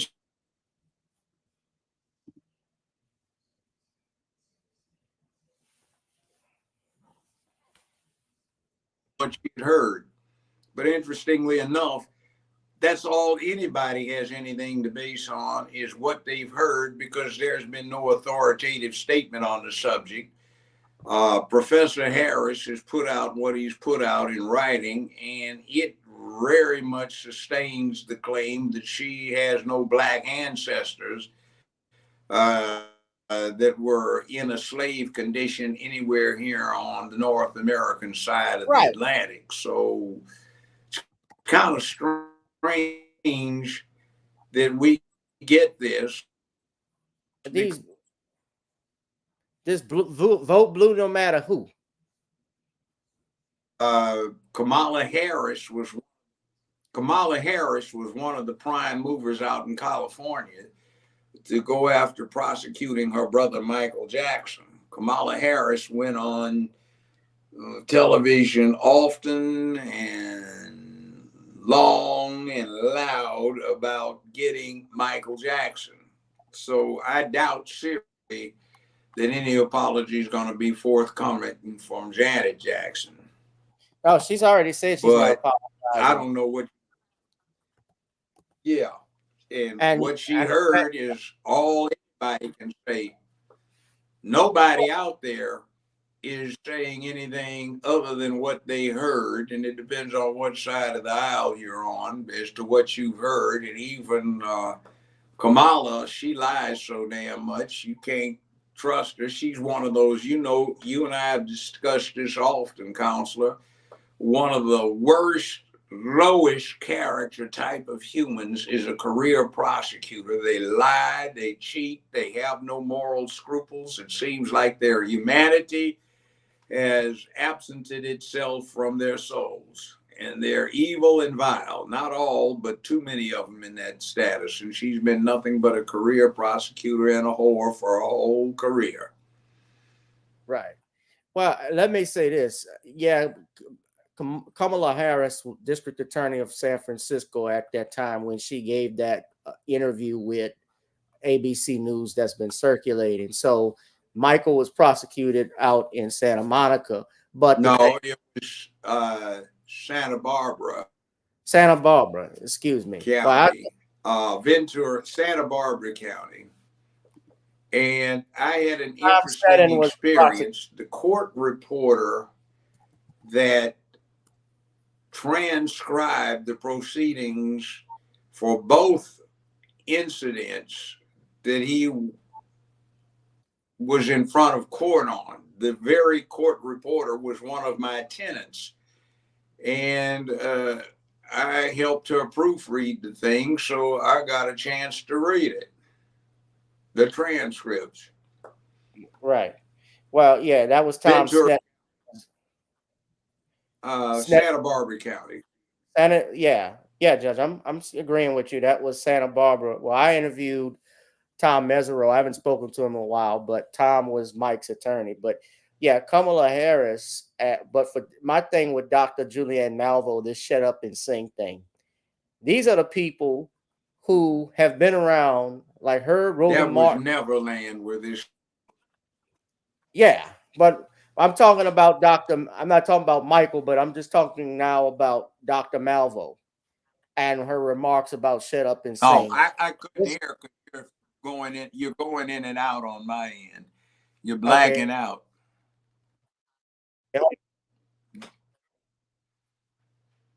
Hold on. I couldn't hear you.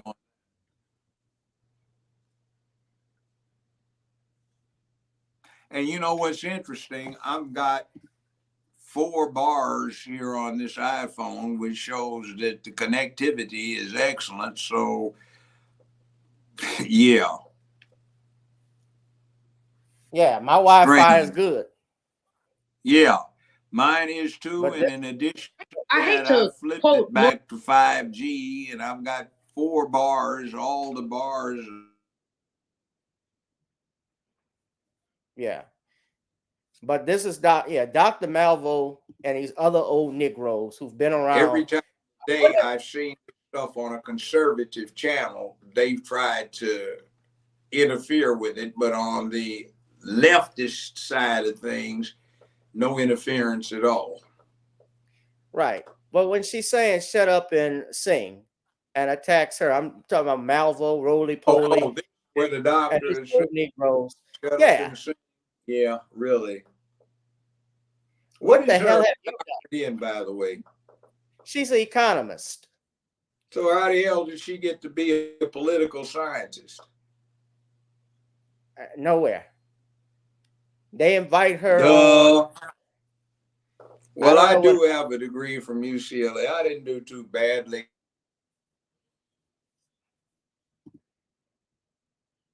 Degree in political science. I just said an economist. Okay, fine. Are we talking about the economy or something else or singing? She neither seems to be a political scientist with acumen in that, and she doesn't seem to be a singer either with acumen in that. She's an economist. Well, what she is. She also seems to be on that plantation with a number of other people that you met. She's a bootlick. A lot of these Negroes, and you know this, Judge, from they're part of that Vote Blue No Matter Who crew. I don't care. Know. There's slaves on the plantation, except the slavery is invisible if you look at them until they open it. Right. And she's a Delta. So she's part of the Divine Nine. I know you're Alpha, so no offense. I'm not attacking. The Divine Nine, there's only 8. Because the newbies did not get in on what happened for 110 years, which was maybe 115, depending upon which organization, which was about combating American apartheid / segregation. The 4 frats and the 4 sororities were intended to masquerade as Black Greek party or social organizations, when what they were supposed to be was effectively revolutionary cadres divided up into 8 cells so that you couldn't get everybody. The pledging was hard because it was designed to weed out those people who could not take, say, being tortured by Sheriff Bubba Jones in some Alabama county if he caught you and wanted to find out what was going on with the movement. So yeah, you come in way after that era was over. You're just a party organization. The hell with you. That ain't Divine Nine. That's just bull, you know. That's the what you're talking about is the Iotas.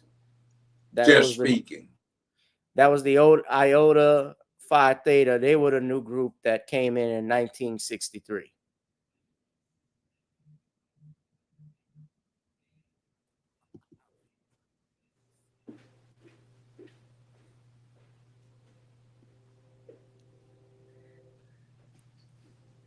Okay, looks like Judge. They kicked Judge so out this much he had to walk away. I walked away. I'm trying to check the Wi-Fi to see if everything's going right with it. Well, here's the thing. My Wi-Fi is working. Mine is too. So it's not yours. It's Big YouTube. Brother.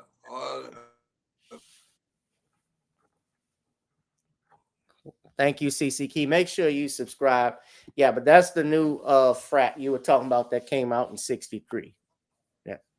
You know what I'm saying? Hear what I said? Big brother. Said, can you hear me? Yes.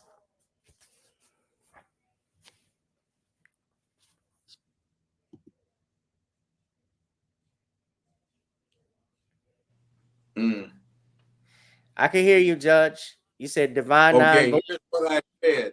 I said, hey, bitch boy, big brother, actually tranny big sister, we know you peeping in, so get your bullshit hands out of this. Yeah. You know what I'm gonna have Fascist. to do? I'm gonna just start doing my lives on X and on I'll do them on X and I'll do them on Rumble from now on, because I can't deal with this no more with YouTube. And I've said it before, I come on, but we need to really just start fighting this stuff. Everybody who's got a YouTube channel, if you're a black content creator or even a conservative, we ought to just start fighting this stuff. And not even conservative, you just like the First Amendment. Because they do that to one, they can do that to everybody. I'm just so sick of it. They've been doing it all day to keep this stuff confusion. Not just on mine, but just any conservative channel. I've listened to some sitting in some offices or restaurants today, and anything conservative is broken up. Anything with MSNBC, CBS, CNN, the mainstream far left blue boy, blue bitch thing, you know, it's okay with them. Yeah. Yeah. But Dr. Malcolm, you should, I'll just tell you, shut the hell up, shut up and count something. We know it ain't money. You economist, you're an economist, you're former president of, and here's a couple of things. I don't think she's married. One of those Catwoman people. Your words, not mine. She was the president of Bennett College out in Greensboro, North Carolina for just 5 years. She was the 15th president. I don't think I've ever heard of Bennett College in North Carolina. Well, yeah, I might have. I think I went through there one time about 20 years ago. San Francisco. Oh, there you go. She's where the queen bitch is from. Isn't that what they call a female hyena, a bitch? Or is that just with dogs?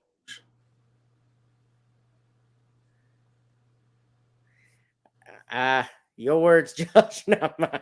I mean, but don't they call a hyena female a bitch? Or is that just with a female dog is a judge? Come on. A female dog is a bitch, but. Well, you know, I keep thinking, and I'm going to get real crude. I represented enough pimps and hoes to know a hoe when I see one. Not her. I'm talking about her buddy, Kamala Harris. She wants to identify with. I don't know the doctor personally. She's 70 years old, and she's 70 years old, not married. Wow. So, what's that? She's one of those cat people then that Vance was talking about.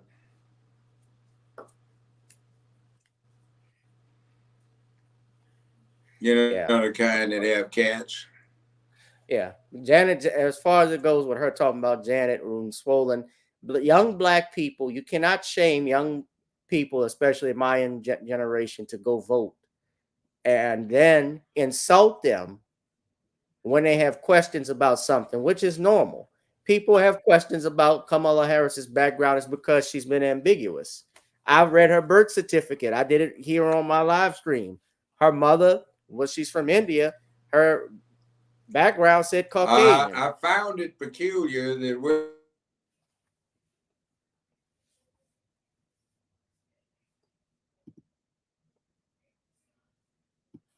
the father is blank.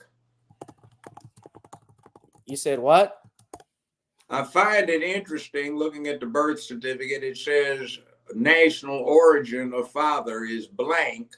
And then where it says race of father, it says Jamaican. Right. For mother, it says national origin. It says India.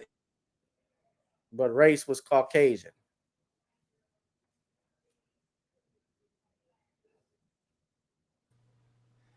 For the mother, it says national origin, India. And for race of mother, it says Caucasian. For father, it says national origin, blank. And for race, Jamaican. It's a mistake. I recognize the birth certificates because I had to get one for my ex-wife because she was born in that same 12-month period in that very same hospital where her mother, my late mother-in-law, used to be a maternity ward nurse. Interesting. Interesting. Judge, final thing I want to talk about, but Dr. Malvo, how about you shut the hell up? That's what I think. Roland Martin, you too. Shove a donut. Oh, you mean the Pillsbury Doughboy with chocolate chips? Hey, you stupid ass fools. Don't call me that. I be Judge, you know I like peanuts. You saw when he got run up on by that brother from Chicago, huh? Hey, look, I met him 2 or 3 times. We were on the Larry King show, Larry King Live. He is an egotistical little popinjay, full of himself. He's an asshole. A fruity I asshole. told him, I said, hey, you know, where'd you go to college? Well, what's your degree? Political science. I said, well, I went to university and my degree was in political.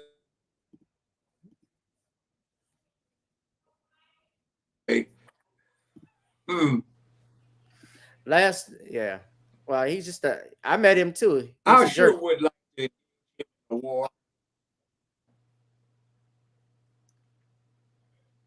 Go ahead. I said I met him before. He's a jerk. He is a jerk. A pompous little jerk. And the people that listen to him, I question their IQ. Because the guy is a jerk. The guy don't know what the hell he's talking about. Is this vote Democrat no matter what? What logic is that? You don't vote on. But yeah, Bussy Brigade. And that's what they're pushing. Last thing I want to talk to you though, quick about, Judge. The state of Missouri. Everybody hit that like, share, and subscribe button. Also, as y'all know, since we're battling censorship, the issues that I'm having with this channel, please drop something in the Cash App, PayPal, and Zelle. You know, they're messing with us. I want to talk about what happened with this brother out in Missouri who was executed. Marcellus WIlliams was executed for a murder that took place, I think, in the 90s. The prosecutors, original prosecutors in the case, had even asked the governor to give him a stay of execution because they said the DNA evidence didn't link him on the murder weapon. They also stated there was, and from his defense attorney said, there was a Batson issue, meaning they struck a juror based on race, which would have required an automatic review and probably and more than likely a reversal on his conviction with a retry, which usually would happen to cure that. But even despite these protests and questions that he was not the likely killer, he was sadly still executed earlier this past Tuesday. And I'm just going to play a video so everybody. I did a brief for the Arkansas Supreme Court. It was 12,000. I did a brief for the Arkansas Supreme Court. It was 12,482 pages printed, not typed out, printed and hardbound as part of the appeal of the Ron Ward case. And Ron Ward at the time was the youngest person in the world on death row, and we got a stay of execution 23 minutes before he was to be executed, and he was 15 years, 2 weeks old at the time. We got that from the governor at the time and also from the state Supreme Court, and the conviction was reversed on 3 separate grounds unanimously, one of them being a Batson situation. Now, I knew what time it was, and being a smart defense lawyer, I demanded on the record, and the judge knew that he had to comply with this, or it was the judge knew that it was an automatic reversal if he didn't require, and that is defense counsel should have made a Batson objection at the time And once the Batson eviction was made, then the prosecution would be required to justify each and every one of their preemptory challenges on some basis other than race. Unfortunately, the defense was not that astute in this case, and they did not. So as I said several days ago, they were probably going to wind up executing him unless the governor granted a stay, because the Batson violation has to be apparent on the record itself, not on what somebody after the fact says they were thinking about and what was in their minds when they improperly challenged jurors of one identifiable race or ethnicity that was similar or the same as that of the defendant in question. No such was made. And I had a sneaking suspicion that the governor was not going to issue a stay. So no stay issued, no apparent from the record grounds. Right. But even if you have the former prosecutor admitting, I guess that, yes, I did. And I believe I read from NBC News, he admitted that he struck a juror and also stated his DNA evidence wasn't found. And he's saying, I think you ought to grant him a stay. That's not enough to sway wasn't enough to sway the governor in this case. You don't think that should have had some weight if the prosecutor is saying there's no DNA evidence linking him? Well, no. See, that's not in the record. What goes on is, I understand there was some DNA evidence that did apply to some of the items. At least there was DNA supposedly found that did not belong to the defendant in question. That being the case, there should have been preparatory steps taken to get it into the record. I do not think, from what I have read, that happened. It may be that it did, but I didn't see it. Attack this is a post-conviction relief thing and alleged that new evidence came up. Now, apparently somebody waited too long and they were trying to get a stay of execution. And during the process of proceeding for post-conviction relief after the appellate process had long come and gone, it does not seem that anybody spread that on the record during a post-conviction relief proceeding. So it looks like too little too late to me, but I may be wrong in that because I'm not privy to the whole record. Well, let me play the video for everyone. But yeah, this was Felicia Gale, who was the accused. This happened in Alicia Gale.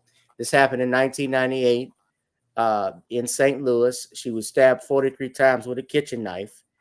The Innocence Project made an announcement on X saying, "Tonight, Missouri executed an innocent man. Our hearts are with Marcellus and his loved ones." Many people are calling this murder by Governor Mike Parsons, who I'm going to go check my Wi-Fi again. I can hear you. Of killing a former St. Louis Post-Dispatch reporter at her University City home was executed. Marcellus WIlliams died by lethal injection for the 1998 murder of Felicia Gale. Multiple protests erupted across the state before the execution, including here in St. Louis and in the state capitol. 5 on your side's Robert Townsend has the latest from Bonne Terre.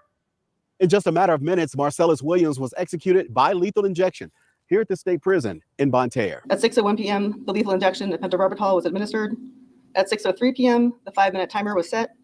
At 6:10 p.m., Marcellus WIlliams was pronounced dead. Throughout his high-profile case, Marcellus WIlliams maintained he was innocent in the murder of Felicia Gale 26 years ago. But prosecutors said on August 11th, 1998, Williams took a bus to University City, started looking for a house to break into, and found Gale's home. Prosecutors said once inside, Williams attacked the former Post-Dispatch reporter and social worker more than 40 times with a butcher knife, killing her. The state says from April until June of 1999, while incarcerated at the St. Louis City Workhouse on unrelated charges, Williams confessed to a cellmate that he murdered Gale. Despite Williams' claims of innocence, mishandling of evidence, rallies to support him, and multiple appeals for a stay, Tuesday afternoon, the U.S. Supreme Court rejected last-minute appeals. The 55-year-old Williams was put to death. In a statement, his attorney, Tricia Bushnell, said in part, "Tonight, Missouri will execute an innocent man." St. Louis County Prosecutor Wesley Bell said this outcome did not serve the interests of justice. We hope this gives finality to a case that has languished for decades, re-victimizing Ms. Gale's family over and over again. No juror nor judge has ever found Williams' innocence claim to be credible. Williams was the 139th person to be executed in the Show Me State since 1938. In Bonne Terre, Robert Townsend, 5 on your side. And no one from Felicia Gale's family attended the execution. Williams' son and 2 lawyers were there to witness it.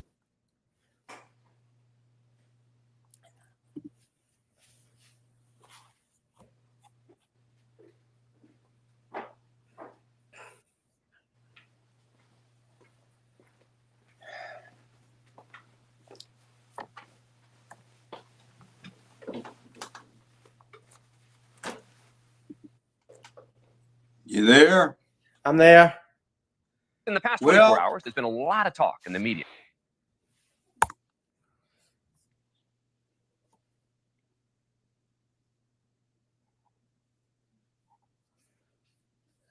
Well, my thing with it too, Judge, first off, if the former, I thought he should have gotten a stay.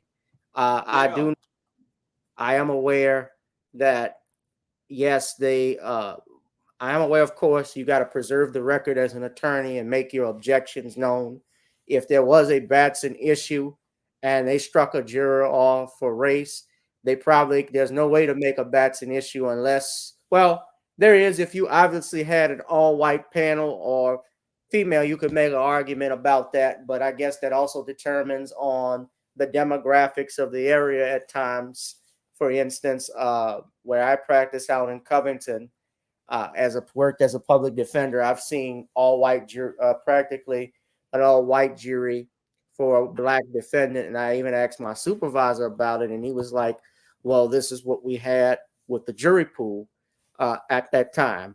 So I guess that factors in as well. But you wouldn't know anything if a prosecutor is not going to come out and say, "I purposely struck a juror because they were black." That's hard to obviously determine, but by the optics, you could have just objected if you were the defense attorney to preserve the record. Yeah, that's what you do. In this case, when I did this was in 1982. So this is 42 years ago. So there's no excuse for not doing it 10 years after that. Or, excuse me, 98. 98. This was 25 years, about 25, 26 years ago.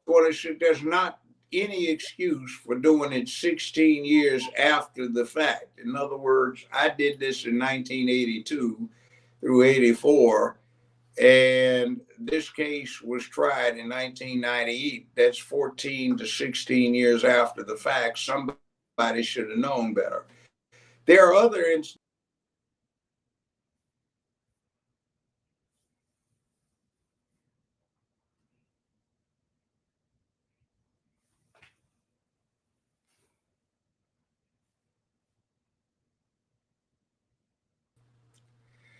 Wesley Snipes' trial brought up an instance where a defense counsel, somebody named Meacham from down in Atlanta, failed to bring this issue up.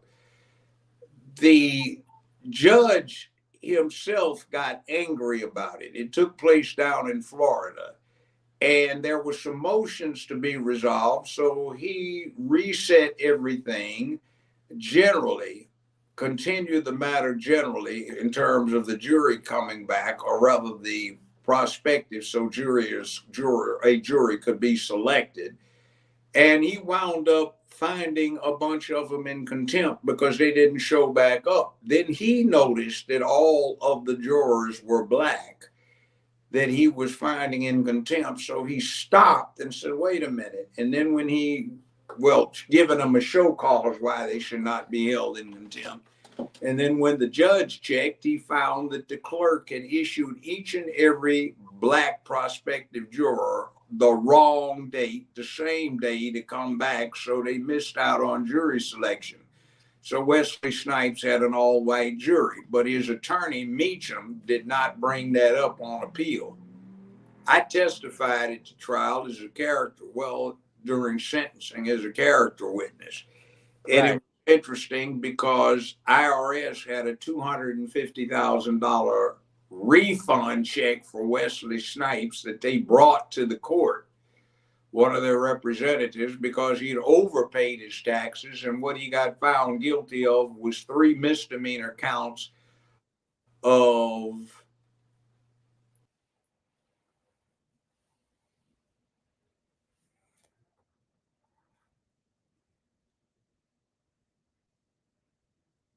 against a firm that did income tax, and Snipes had been out of the country all but about a month in 3 years and had left all of the business to them. And they were in that category of you make a mistake, your client pays for it.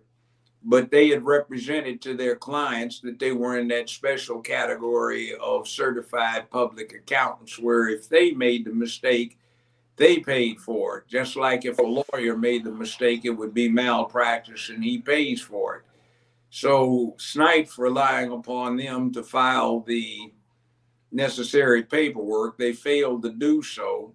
And he got found guilty of 3 misdemeanor counts of failure to file a complete set of returns. His attorney, Meacham, again, totally mishandled the sentencing situation, didn't even bring the issues up. The judge was trying to get him to focus on the thing. He did not. And the judge reluctantly said, you have left me no alternative, but under the law, I have to find that each one of these offenses must run.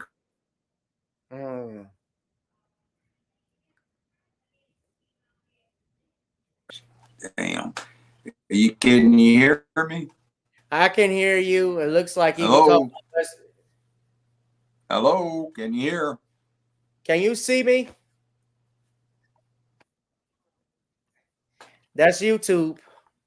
Yeah, I can see you. Okay. Yeah, some of this stuff, one of the things I had to deal with as a judge is when the defense counsel simply was not adequate for the task. And Tennessee somewhat rectified that, in that if you have a first-degree murder case where the state asks for the death penalty, you must always have 2 defense counsel. So you get all of the I's, there go those damn balloons again. You get all of the I's dotted and T's crossed. So what that means is even if the defendant can afford an attorney, if he can't afford to hire 2 of them, the state will appoint one. And there is a Tennessee rule that says you cannot sit as the second chair on a capital case unless you've had at least 3 serious jury trials involving major facts.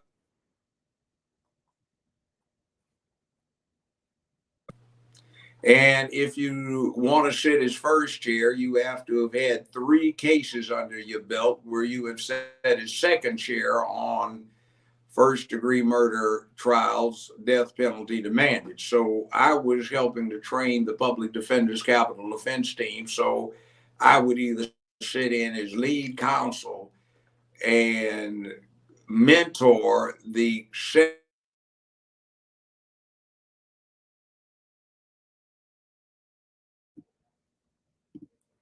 judge, mentor the second chair through their 3 trials, and then that would qualify them for that. But when they sat as first chair, they had to have an experienced attorney qualified under the regulations to sit as second chair. So I do that. So each time I broke somebody in, that would be 6 first-degree murder cases, death penalty demanded, that I'd have to sit through. So I got a bunch of them. But you got any acquittals? We did have a problem. What's that? You saved there. You got any acquittals on those? I have no former clients on death row. Good. And neither have I, some of because I haven't tried one. Well, I tried 42 of them, and that was just where the death penalty was demanded. So some of them were mine privately, and some of them I was volunteering. I had been public defender for Memphis. The chief public defender Then I left that, went into private practice, and my law partner became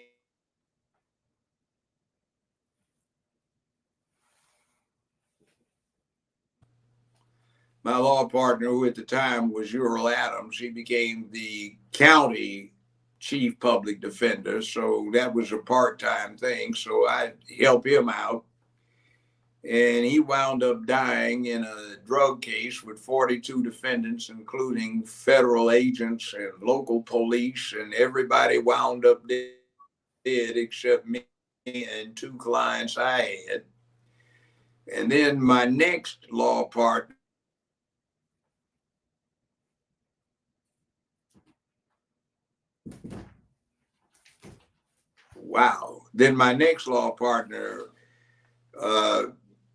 had run legal services, and then he went into private practice with myself, his wife, and a few other people, and he became the public defender, so I volunteered to help them out. So he became a mayor of Memphis some years later, but that's another story. But yeah, see, one of the things I ran into as a criminal court judge is just some of these people just frankly were incompetent. They took fees, they did a lot of advertising, but they weren't good lawyers.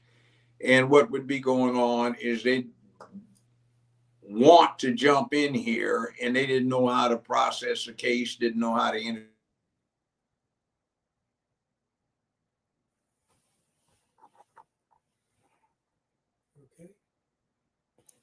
No, I'm not, because YouTube is censoring my channel right now. So they keep messing with the live stream. It looks like we lost Judge again, everybody. Are you coming in or are you? No, I'm good. Oh, there's Dad, guys. Say hello. Everyone. Tell him happy belated birthday, family.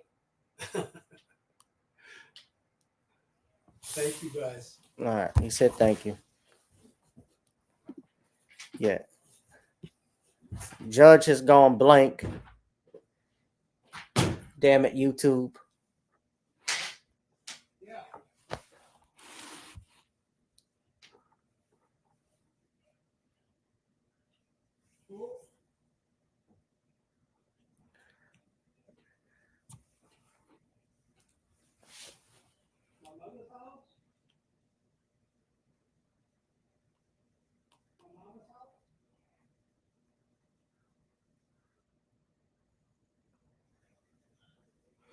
I'm texting Judge.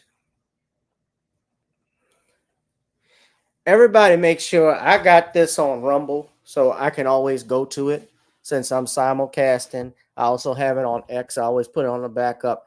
If they are doing this, someone, Angela, I don't know why you asked that. Judge was probably about 27. Yeah. When Good Times came on. Can you hear me? Yeah, I can hear you.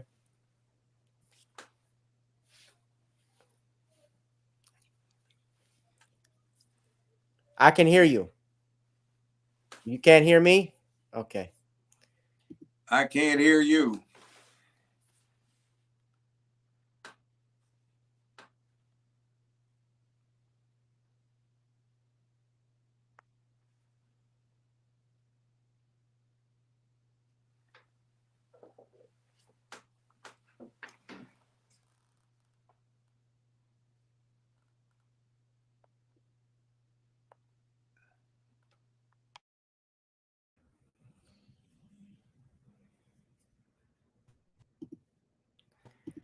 All right, there we go. I can hear you.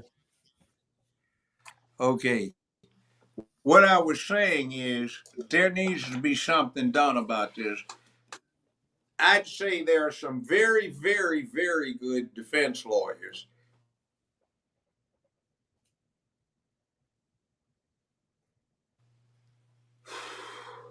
But most of the time, people would be better off getting defended by the public defender's office than.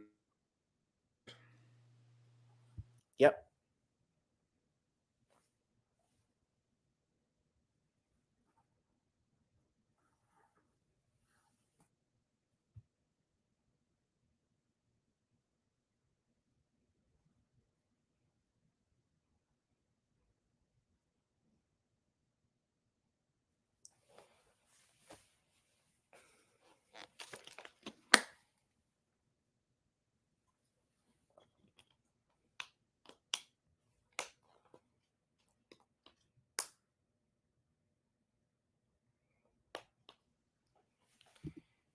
All right.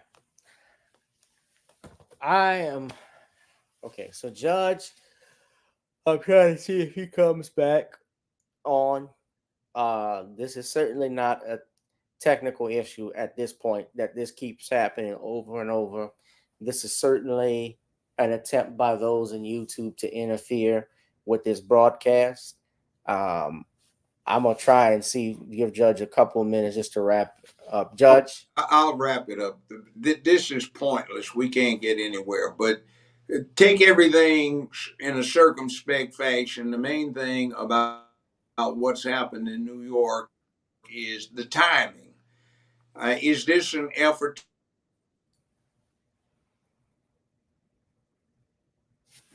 they won't even let him finish that. Won't even let him Is finish this that. an effort to distract attention? Okay. Yeah. Getting back to the original subject, what's happening in New York? Is this an opportunity to distract attention of the public coming this close, less than 2 months before the election, so that attention gets diffused from the sorry performance of the vice president? Why is it that all of this is happening in New York? Whether it's Diddy with the same prosecutor, whether a U.S. attorney, whether it's the mayor.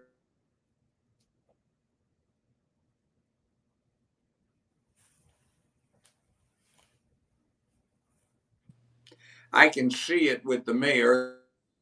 That is New York. I don't see it with Diddy and individually.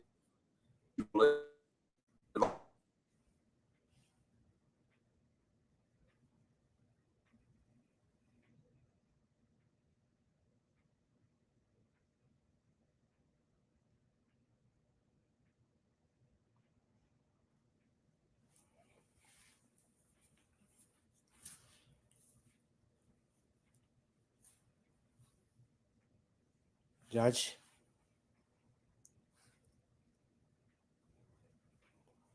Guys, I'm sorry about that. Of course, y'all know it's not me. It's ScrewTube. But that's the judge. Ladies and gentlemen, always dropping knowledge. Judge, we'll wrap it up, but go ahead and just finish your last sentence if you just can. be circumspect. I'm not defending or condemning the mayor. That's up to the system, but I am very concerned about the timing and the very suspect inference that this is about politics more so than criminal justice. And that's what they call lawfare these days, the abuse of due process. So be very, very cautious. Take everything you're hearing with a grain of salt. So I got that out. I guess that's as far as they're going to let it go. But anyway, I got to check out. Yeah, you're going on Dana's show in a little bit. Yeah, let's see what happens with that. That's right. Well, anyway, guys, yeah, be mindful, be on the lookout. I think there's maybe more to the story with this case. It doesn't look good, though, with the allegations. And I want to thank, so just be on the lookout with that, with the indictment and so forth. But shout out to the Honorable Judge Joe Brown for coming on my platform. We will definitely have him again. But like I said, I'm probably going to move the channel away from YouTube. Like I said, I've always talked about moving away from YouTube. Certainly, I will do that. Y'all can catch me on Rumble, and you can catch me on Twitter, on formerly known as Twitter, and on X.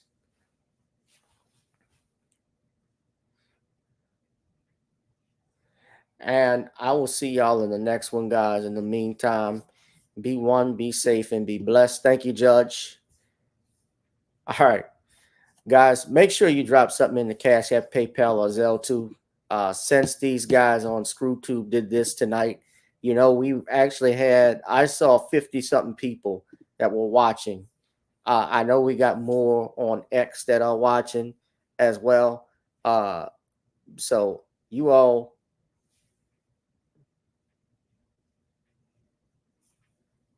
Yeah, they playing with the numbers on here. On X, I'm looking at it. I got 24 people on X, and it shows now it says 42. But yeah, I had to get Judge out because they were doing that to Judge Joe, stalling him out and stuff. But thank y'all, okay? All right. Be one, be safe, and be blessed. We've been here for 2 hours and 20-something minutes. I wanted to come on early tonight so we could get the judge because I know he was going on Dana's show. And that's why we have high numbers now. And I know ScrewTube don't like this, but we're going to keep having the judge come on. We're going to keep talking our shit. I don't give a damn if you don't like it. And we all need to push back and start clapping lawsuits, if you dig my meaning, against these companies that do this. Danielle missed everything. Yeah, I don't know if you got a live notification, Danielle, but you can go ahead, watch the rebroadcast. It's going to be up. I did this on X, so I think you might be able to see it there, or go to the Rumble page. You know, Rumble is not going to take this down, and you can watch it. But it was terrible. I'll just tell you this much with Judge Joe. Not that he was terrible, but what ScrewTube was doing, because as I'm talking or we're trying to get a point out, YouTube will go ahead and freeze the video. So Judge was having, it looks like, technical issues. His Wi-Fi was working properly. I've never had this problem before. So it's clear what's going on. There's censorship that's here. And it's about, and we got to be mindful of it. You got to start pushing back against this shit.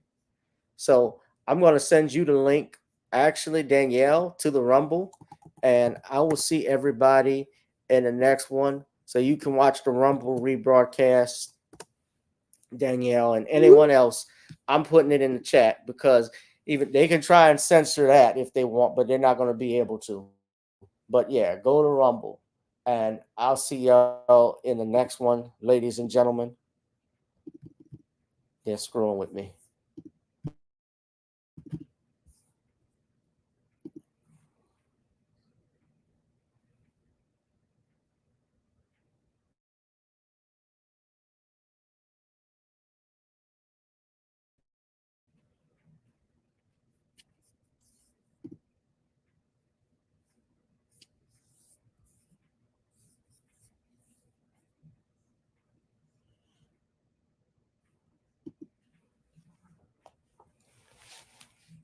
All right, looks like I'm back. Ah, what the hell. I can't even close out.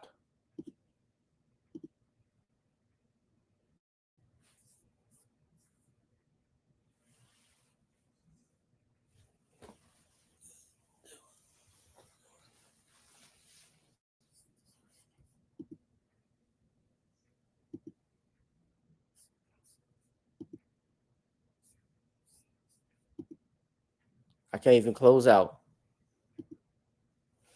Yeah, they are. The link is in the Rumble.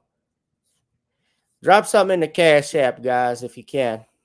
If not, it's not. If you love me for my time, pay me for my time. So I'll see that. But look,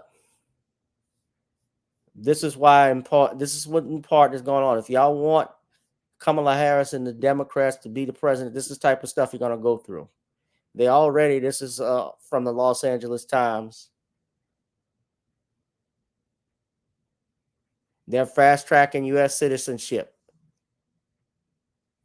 Don't think that's not politically motivated. I was going to show the judge that. But in the meantime, y'all, be safe and be blessed. The Rumble link is in the chat. Thank y'all. Peace out, family.